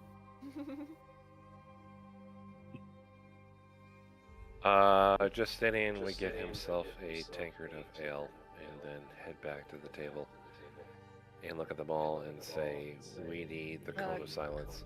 Yep, cone of silence out. yeah, put it out. Okay, boop. Put the crystal on the table, tap the crystal. Although technically you never recovered it from here before. Otherwise, to be a dick. But yeah, I would have taken it with us. I would have remembered next time, because I will call you out on it. So you set it up. This cone, the silence bubble erupts around you, and the sounds from the tavern just become slightly muted. So it's easy for you to have a conversation, but you can still hear other people. What is that item actually in D&D Beyond? I don't think I put it in there. Right. Just put it in as a custom item. Just put it like Yeah, because I haven't actually added it, obviously enough. Silence ball. yeah, call it whatever you want. Funny, don't there know. actually is a cone of silence in Dune. Is it? Yes, it's a thing that hovers actually over the people, and it casts down. It looks like a whatever the round version of a pyramid is, and it completely cone. blocks out sounds. Round It's a version cone of silence. Yeah. So I this, didn't know if it was like a whatever. Yeah, doesn't matter. so this thing's active. So just then he looks at all of them and he says, "My suspicions were correct. There was one of my order here, but he as I'm told, he was a he disappeared." Yeah, that seems to be something that happens a lot around here. They mentioned a cleric that they don't have anymore because they also disappeared. When did the cleric disappear? I don't know. Because the one of my order disappeared 2 years ago. I think there's just a pattern of people disappearing, is what I'm saying. Yes, but But the really safe place.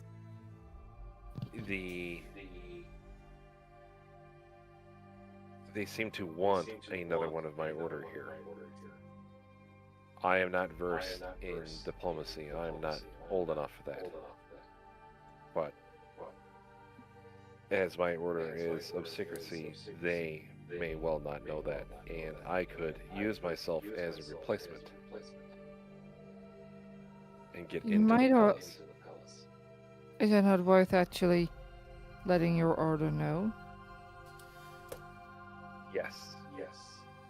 I plan on updating them also and giving them a day or two to reply It's a good idea.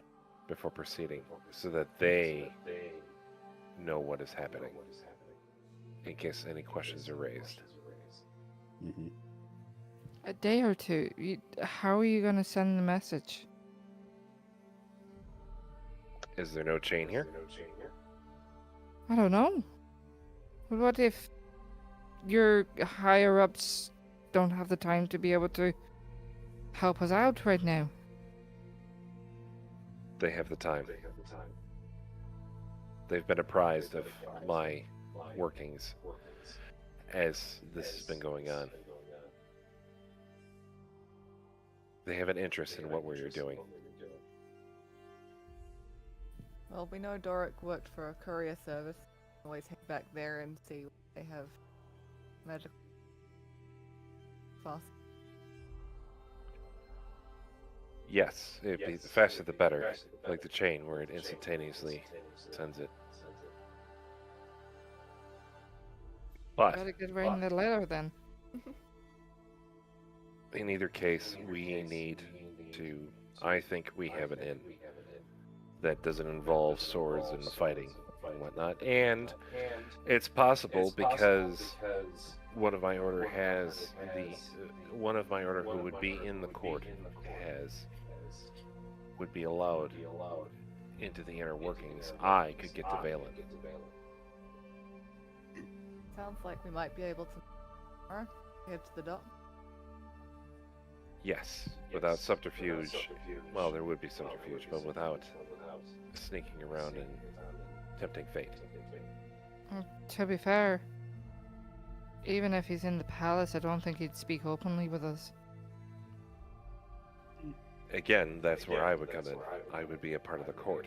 Granted, I would not be trusted right away.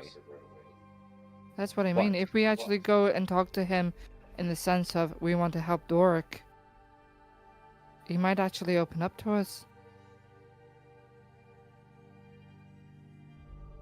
I could say that to him in casual conversation, picking the moment. Now, as Rory he just kind of gestures that we're non-denominational. I'm denominational, but I can pretend to be non-denominational. Could be useful bringing in because, frankly, he's a better speaker than I am. I don't know how I feel about that, Rory. You've never given what? up your god for anything about before now. I've pretended to be just a cleric who gives. You know, I've done what's needed to be done in order to help our quests. It's a justification for the greater good. Yeah. But I don't think we should pass up the opportunity to talk to him at the docks tomorrow. I think this gives us a way to establish contact, and if he is amenable, your plan gives us a way to continue that contact. I mean, He might ease my transition into this court to find out what's happening. also. Exactly. exactly. Also, he could probably help me with.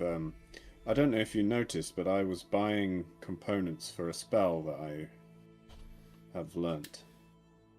Yes, for what spell?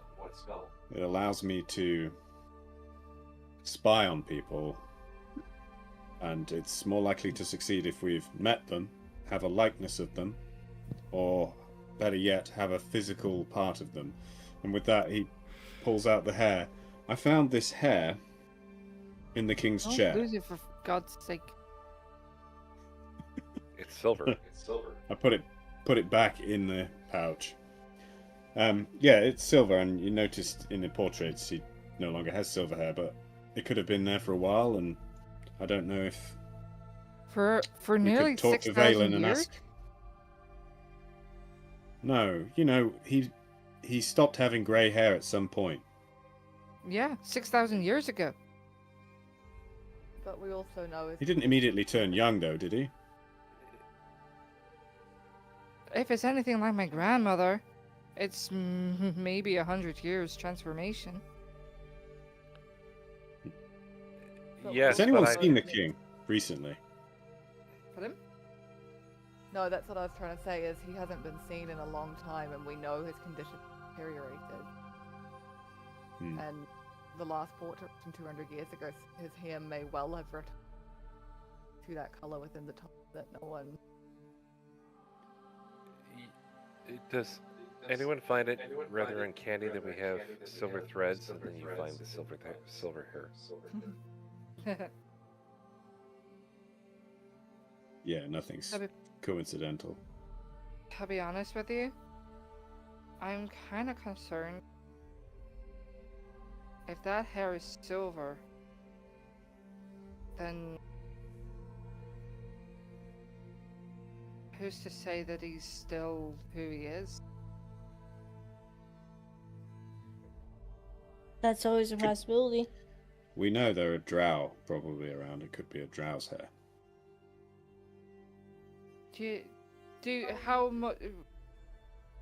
How much of the drow history do the elves know?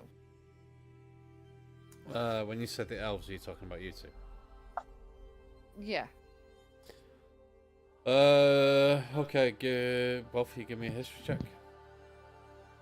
Okay. Oh, nice. Kelly would know absolutely nothing. This is why I kind of asked for the elves, because we would have like the best. Yeah. What was it? History. Yeah, just like, what's a drow? So I have a dirty 20. Okay. Like that, but I think I've got 16 or 17. What was yours? Sorry. 16 or 17. Sorry, Not sure your yet. cat's on my character sheet, so I'm. I'll just kick it off. Oh, she's comfy. Got an idea. Could use legend lore on the hair. Yeah, you could do, but it would cost a lot. Yeah, but you've got all the components. You've got enough to cast it a few Yeah. times. History will be a bit further up. There you go. 2. 17. 17. 17 and a dirty 20. Okay. So you know as much about the drow as is in the campaign brief, I suppose, and any information that I've given you, our character sense. It'd be quite kind of fresh in Maeve's mind because she's literally just out of her education. Yeah. So Maeve would know that drow are corrupted ordinary elves. Yeah, and then they're not immortal like the other elves are. Yeah. Okay. So I will relay that information. I say, look, I have been taught that the Drow are elves that have been corrupted by power that they shouldn't have, basically. I'm worried that, Rory's already said that, well, maybe it might be Drow with these rituals. What if the king himself has turned and been corrupted? One way to find out. If I could use, remember we cast Legend Law yesterday. Mm-hmm. We could cast it on the hair and see who it belongs to. I haven't prepared that today. I have. Here, or does it have to be an object? A piece of hair is an object. It is, yeah. It's no longer living. It becomes an object, just like a corpse is an object, technically. Yeah. I'm just bringing the spell up so I can read it for myself. In fact, actually, it Speak says with that name on or there. describe a person. So you don't Yeah. even need to have the object. It says name or describe a person. But to find out who the hair is from, Yeah. Hmm. I would say, where is this hair from? Who is this hair from? Why don't you... Why... Out of character. Why don't you try your divine intervention first? No, you might as well try it on a daily basis. I'll try it somewhere other than in the bar. Oh, the roof opens up and the hand of God comes I in. can set you on fire if it helps. What? Fire? Your god's all about fire, right? Hold on. Yeah, but I Sorry. didn't cause whatever happened at the jail. What was Dennis saying? Yeah, Dennis. While this intrepid conversation is happening, he produces his silver thread and he kind of holds it up to the silver hair that you found. Just a slight comparison. Yours. Okay, so the silver thread that you're holding is definitely a piece of thread made of silver. So it is a, it's a metal thread. Ow. As far as it looks like the hair, it's about the same length. That's about it.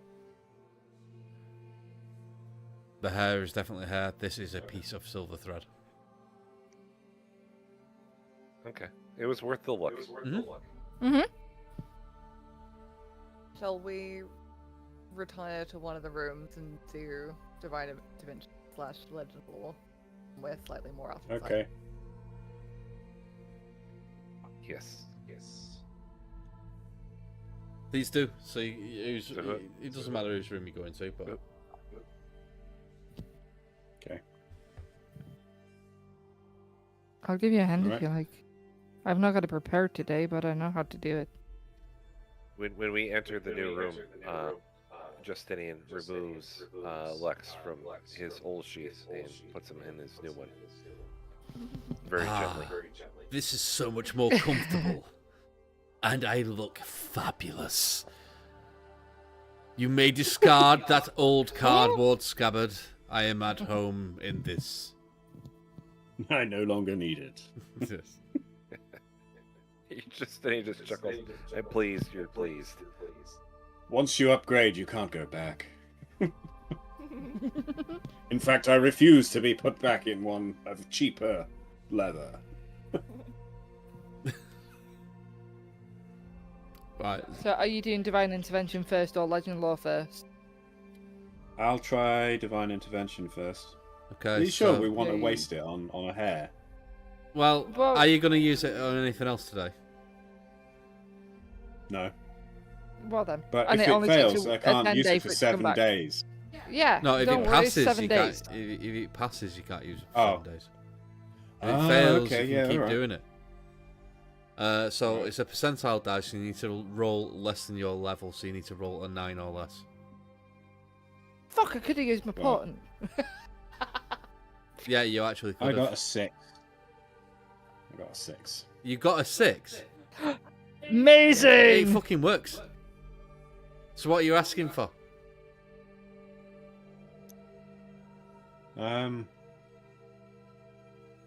Party, what do you want me to ask for? I mean, this is the first The time he's ever tea done on the fucking king. divine intervention, and it works. For fuck's sake. All the tea on the king. Yeah, anything What? they can give us. Anything they can Why give are us we about putting tea on the king? basically. The heavens open up and a shitload of tea drops out. What's the You have to current? understand that the whole world is not British. We don't What's- understand your twisting of English. What twist? What do you mean twisting in English? Anyway, that's for another Anyway. discussion. Okay. So, yeah, divine intervention.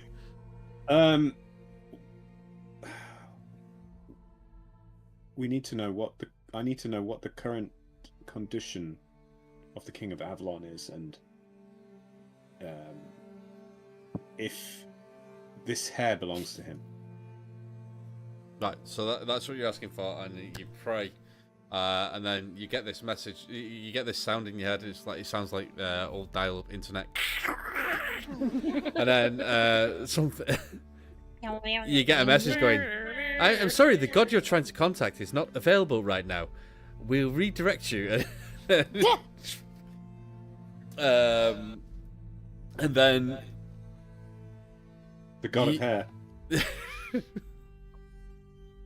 you hear a voice out loud. Everybody, in fact, everybody fucking hears it. This is a god that's speaking. This is divine intervention. So, and you've not asked for anything really big, so you hear a divine voice. So you asked for what was it specifically? Sorry. What is the current condition of the King of Avalon? Like, what's he? You know, what is he? You know, physical Mental, description of emotional him. health, Yeah. all that. Yeah. Physical, mental. So, what is his condition, and was the hair belonging to him? That was the other thing. Yeah. Right, so this god's voice comes back. It is definitely a male god, so it's not one of the fates. And it says, "Ah, young Rory Knitbone, it's good to see that you are still doing the work of the divine. The hair is the hair of the king of the elves. That much you can be sure of. Regarding his condition, I wish I could report to you he was in good health, but that would be a lie. He's deteriorating by the day, and he's... If I was to be any judge, he will be dead within a decade. He hasn't looked this old since he originally crossed. It's quite disturbing, actually. Please look into it for us. There seems to be some sort of masking in effect."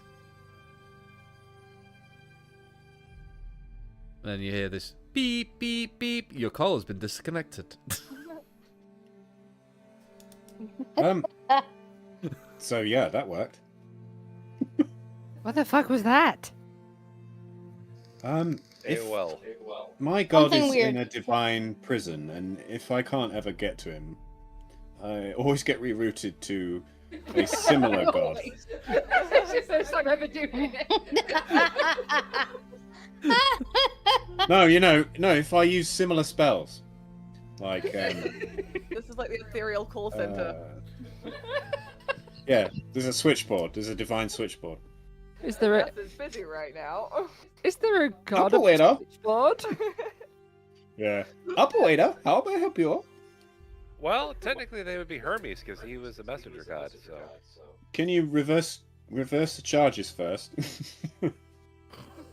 Oh god, the call center's just filled with freaking Child of Julie's freaking messengers. No, the the god of messages in this world, you've already been told about. It is called Norman. He has lizards. Right, but it's the fact that he doesn't have winged boots anymore. He just sits there at a switchboard and just unplugs and plugs in all the time. And sometimes he pranks the calls because he's Hermes and he's a bit of a dick like that. So this almost confirms the whole thing about he's turned drow, because he's Or he's no dying. longer immortal. He's dying. Yeah, I mean, it- he could, yeah. Justinian would speak up and say, this would explain why the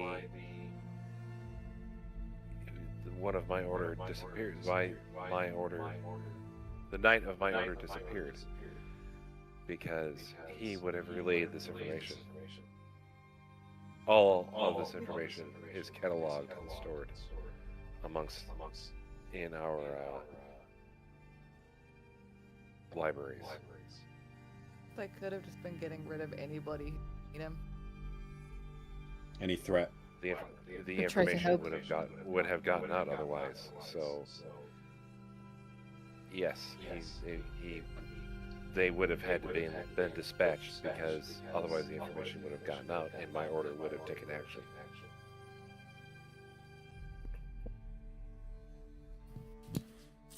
So are we scrying on him or what?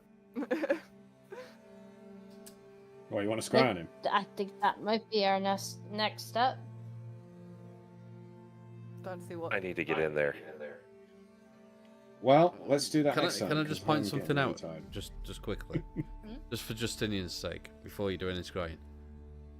You've just come to a conclusion that the Elven government knocked off your predecessor, and now you're gonna go in and pose as his replacement. Yep. Are you wanting the whole army and whatnot to go against you? Just That might not be a good idea. think I've about it and been thinking about before this. next session. I've been thinking about this the whole time. At the very least, we'll be able to ask the prince what he thinks before we commit to anything. Yes. Well, yes. You've yeah, got a we have lot to of talk to the information to prince. think about before committing to something. Let me You just put it could like be that. working with the prince instead of the king.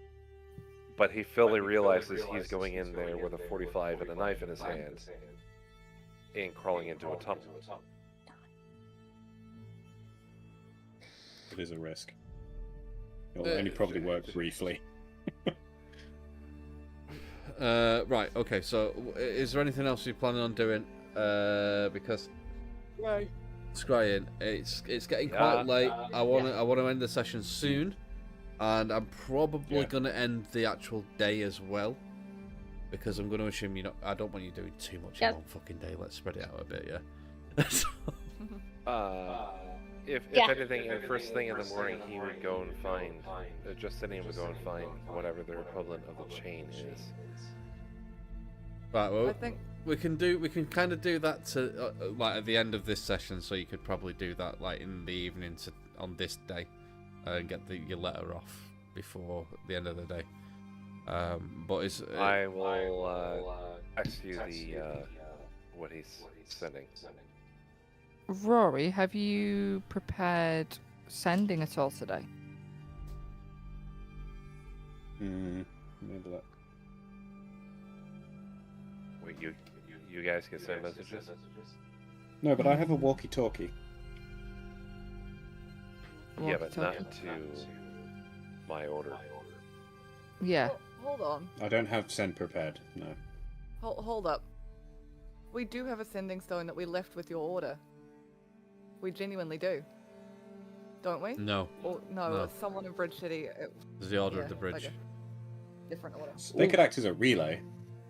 Oh, What- that's an idea. What about? So we still left one with Seraphina though.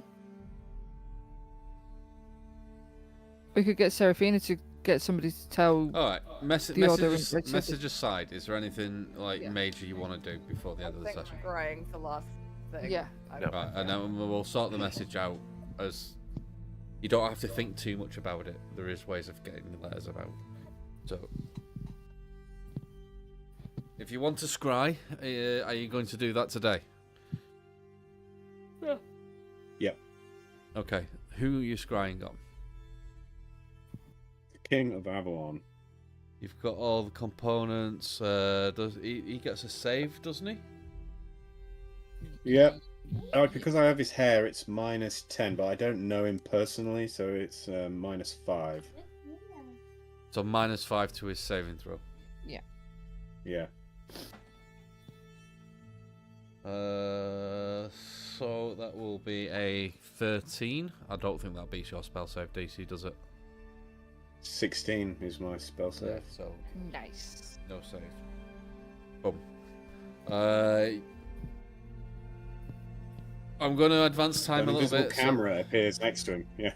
So it's like 3 in the afternoon by the time you've discussed your divine intervention and what that's all about, and you set up this spell. He's started scrying. Right. So you get this bird's eye view. How are you scrying through a crystal ball? Is it? Crystal ball, yeah. Right, so you can see the image in the crystal ball. Anybody who's gathered around the crystal ball, I would say you can sort of see distorted images, but Rory's getting like the full HD edition because he's the one that's actually casting the spell. Okay. But See it's the drone HD black and white footage. so there's kind of like a a bird's eye view of a looks like a study, and you can see in a chair behind the desk is what appears to be an elderly elf, and this can be quite jarring. Rory, you've never seen an old elf,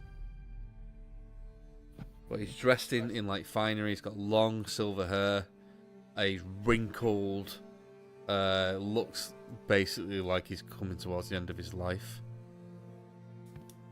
You get audio, don't you, through this thing?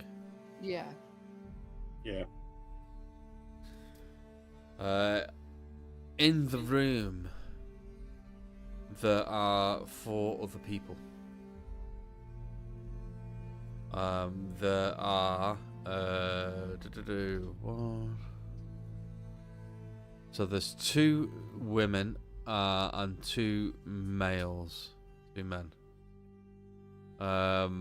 One of them you recognise as the Blackthorn Knight. The other 3 you haven't seen before. There is an elven woman who is wearing all sort of like black leather armor. It looks very, very well made and expensive, but there's nothing about it that's flashy. It looks like it's designed to go into the, blend into shadows and things like that. Mm-hmm. You've obviously got the Blackthorn Knight there. There is another woman with green hair, and there's like vines and twigs sticking out of it, and she's wearing browns and greens, and it's all like natural sort of like hemp type clothing. She's got a staff which is made out of like it's a wooden staff, and the top of it's kind of like a hand, and there's an orb in it which is glowing a faint green. And then the last one is a male in robes. The robes have got like sigils all over them, sort of like a silk mid blue colour. He has a pointy hat, which would indicate that he might be a wizard of some description. A wizard. Or he just likes pointy hats. He just likes pointy hats. And they are in there with the king, this old man, and they're speaking to him like he is the king, but they're speaking to him with a little bit of disrespect. And the king's got some papers in front of him, and the Blackthorn Knight is saying, It is time, sire, that you sign the warrant to arrest him. And the king sort of like looking back at the Blackthorn Knight, and the male in the robes with the pointing hat says, "Yes, it is high time. Your son has become a thorn in our side. He needs to be dealt with." The lady in the black leather armor approaches and puts down a lot of papers. She goes, "My network of spies has been busy, and we found that he is connected to several cells of people that are interested in overthrowing you. I have to agree with my colleagues. He needs to be dealt with." This elderly guy, who's very obviously, now you can tell is the king, he does have, thinking back to the portraits that you've seen, he looks like the very first portrait. I need you to die quieter, please. I'm sorry. And he goes, "But as much as he is being a thorn in our plans, he's still my son. I cannot sign this order. And besides, it will only be a few more days until it is too late."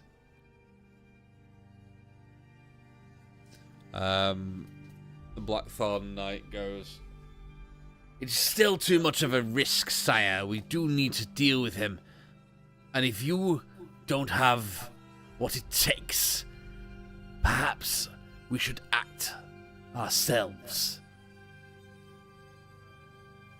"You will do no such thing, knight.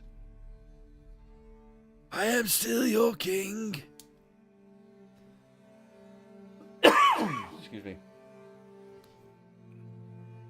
"Only in name. works You for haven't the ruled this company. kingdom for years, and you know it. At some point, you're going to become too much of an inconvenience, and we might just have to get rid of you too." How long does your scry last? 10 minutes. 10 minutes. Excellent. I was like, as long as it doesn't last like an hour, because I'm not going on for it.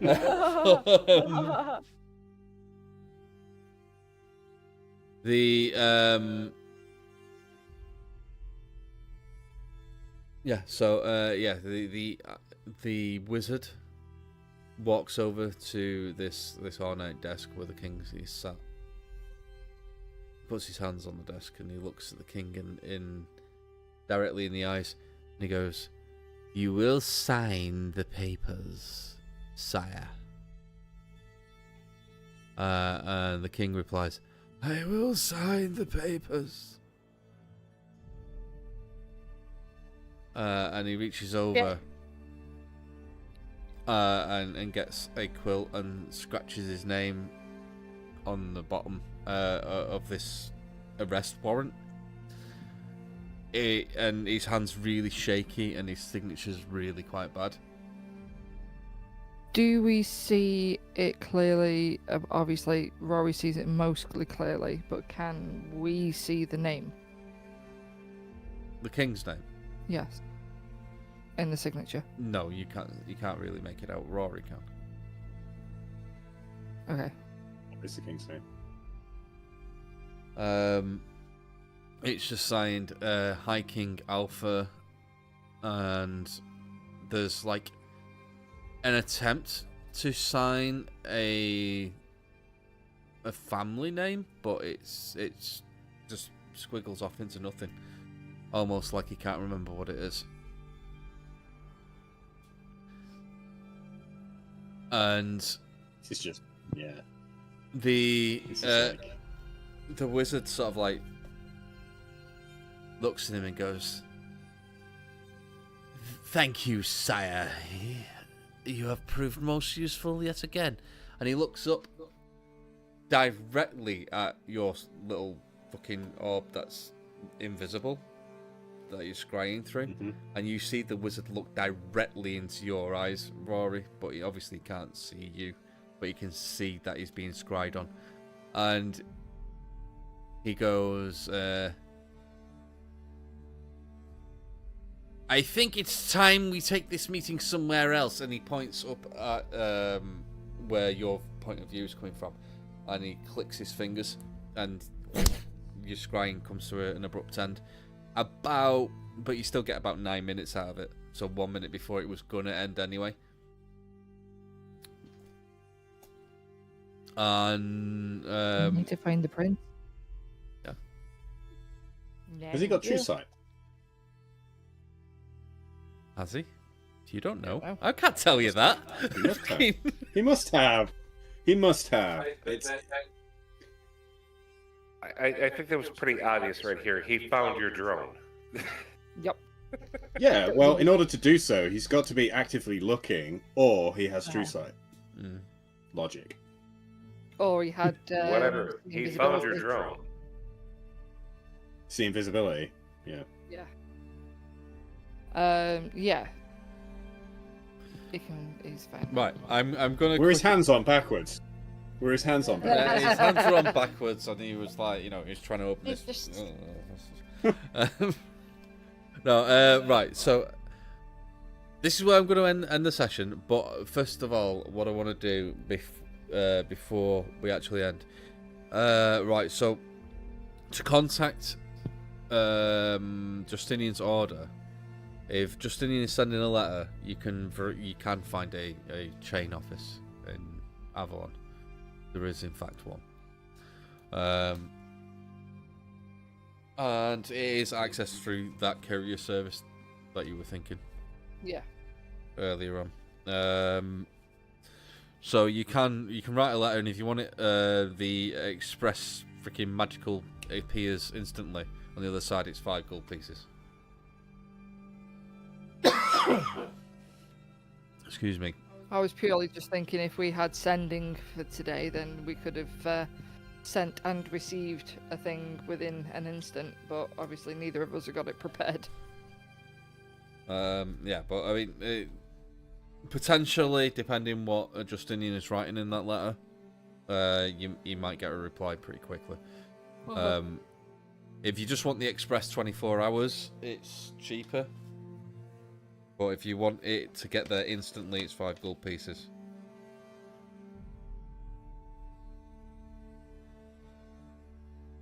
Have we got a Justinian around? Is he muted? No, I'm here. I'm thinking. My concern is that they are watching the chain. Maybe. But, I mean, if you write the letter somewhere else, you're not, you're gonna... But can they read the mail as it's passed through, or...? Well, you're not a wizard, so you wouldn't know. You might want to talk to your party members about that.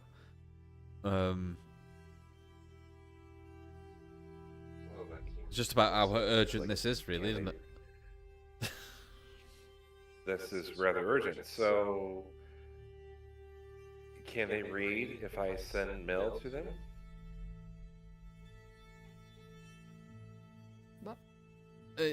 Justinian Yeah, is it's worried magical... that if he sends his mail via the royal chain, or the chain in this case, via the instant magical teleportation, is there any way they can tell what's in that letter?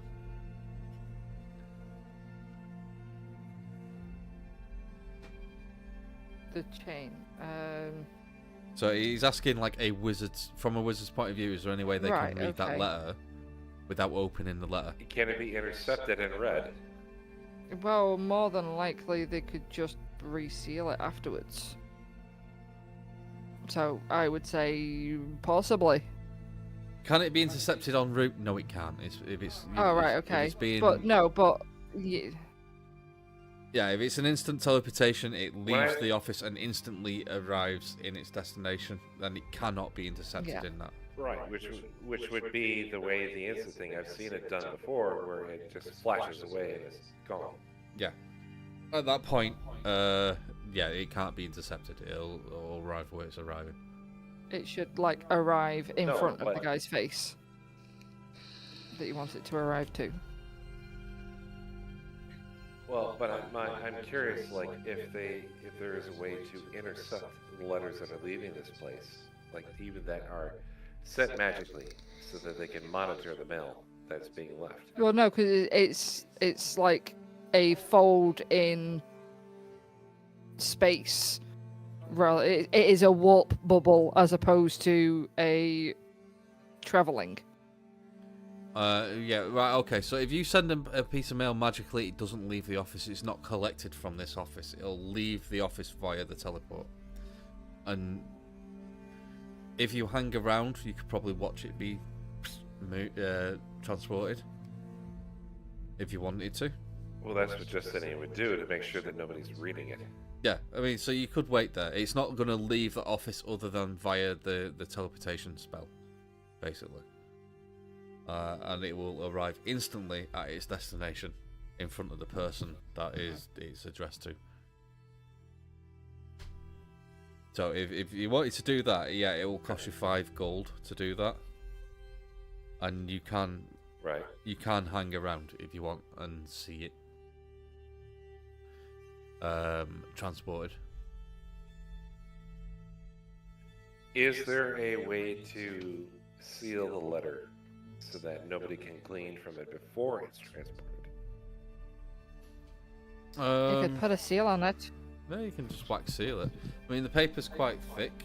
You know, it's not paper, it's parchment, so it's not something that you can just hold up to the light and read. As if it's folded No, over. but somebody could magically look at it. That I'm aware of, there is no one just to grab it and... In D&D, there is not a spell to do that, unless Nick decides No, there is a isn't. spell that can do that. If there's no actual spell that can do it, then no, it can't be done. So once it's folded up and wax sealed with my signet ring, then that's it. Mhm. Unless somebody physically opens it. Correct. Mm-hmm. Okay. I love that I've got him ultra paranoid. I think you might be muted there, Rick. No, it's not got its mute bubble up. You were speaking, but I couldn't hear anything. No, can't hear you at all. Yeah, I can't hear him. Not even coming up that you're transmitting. You've not muted your actual headphones, have you?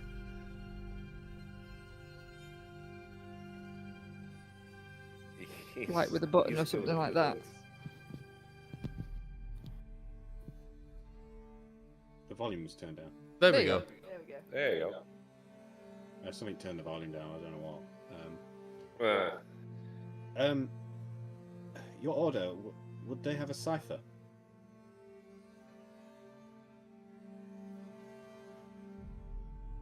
yes.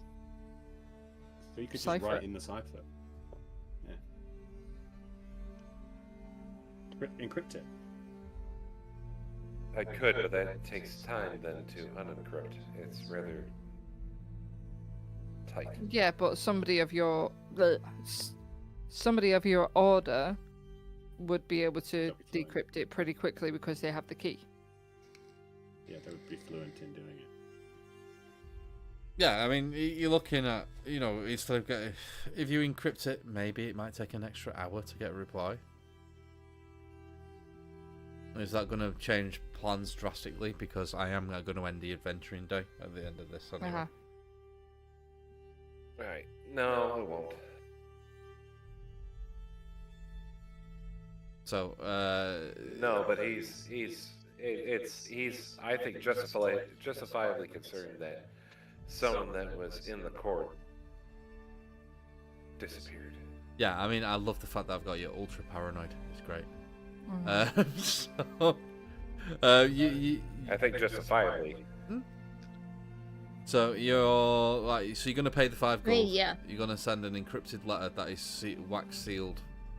That you can't obviously if it's you can write it on parchment, fold it up, put it inside an envelope, seal it, and it's encrypted anyway. Yes, and those who would be watching would actually see him take his glove off for once and press his ring against the wax. My God, your hand is black like it's never been washed. Sorry, go on. They get washed plenty. They just never in front of anybody because he's always wearing his gloves. But yes, he does in fact have a signet ring on his finger and a very large gold ring on his middle finger on his right hand.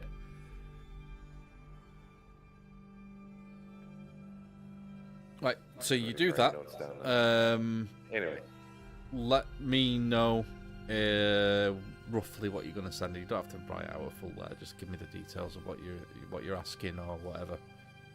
oh yeah, I'll message you.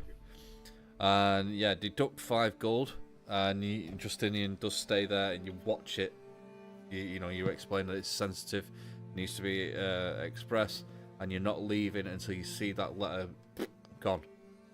And they do it in front of you. Right.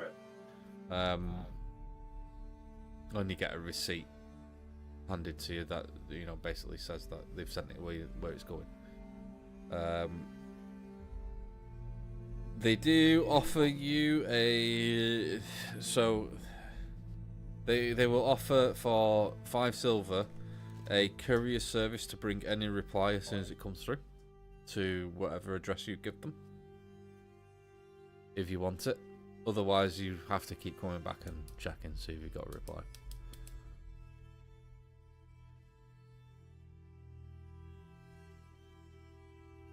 Or you might get one directly to you. It's up to you.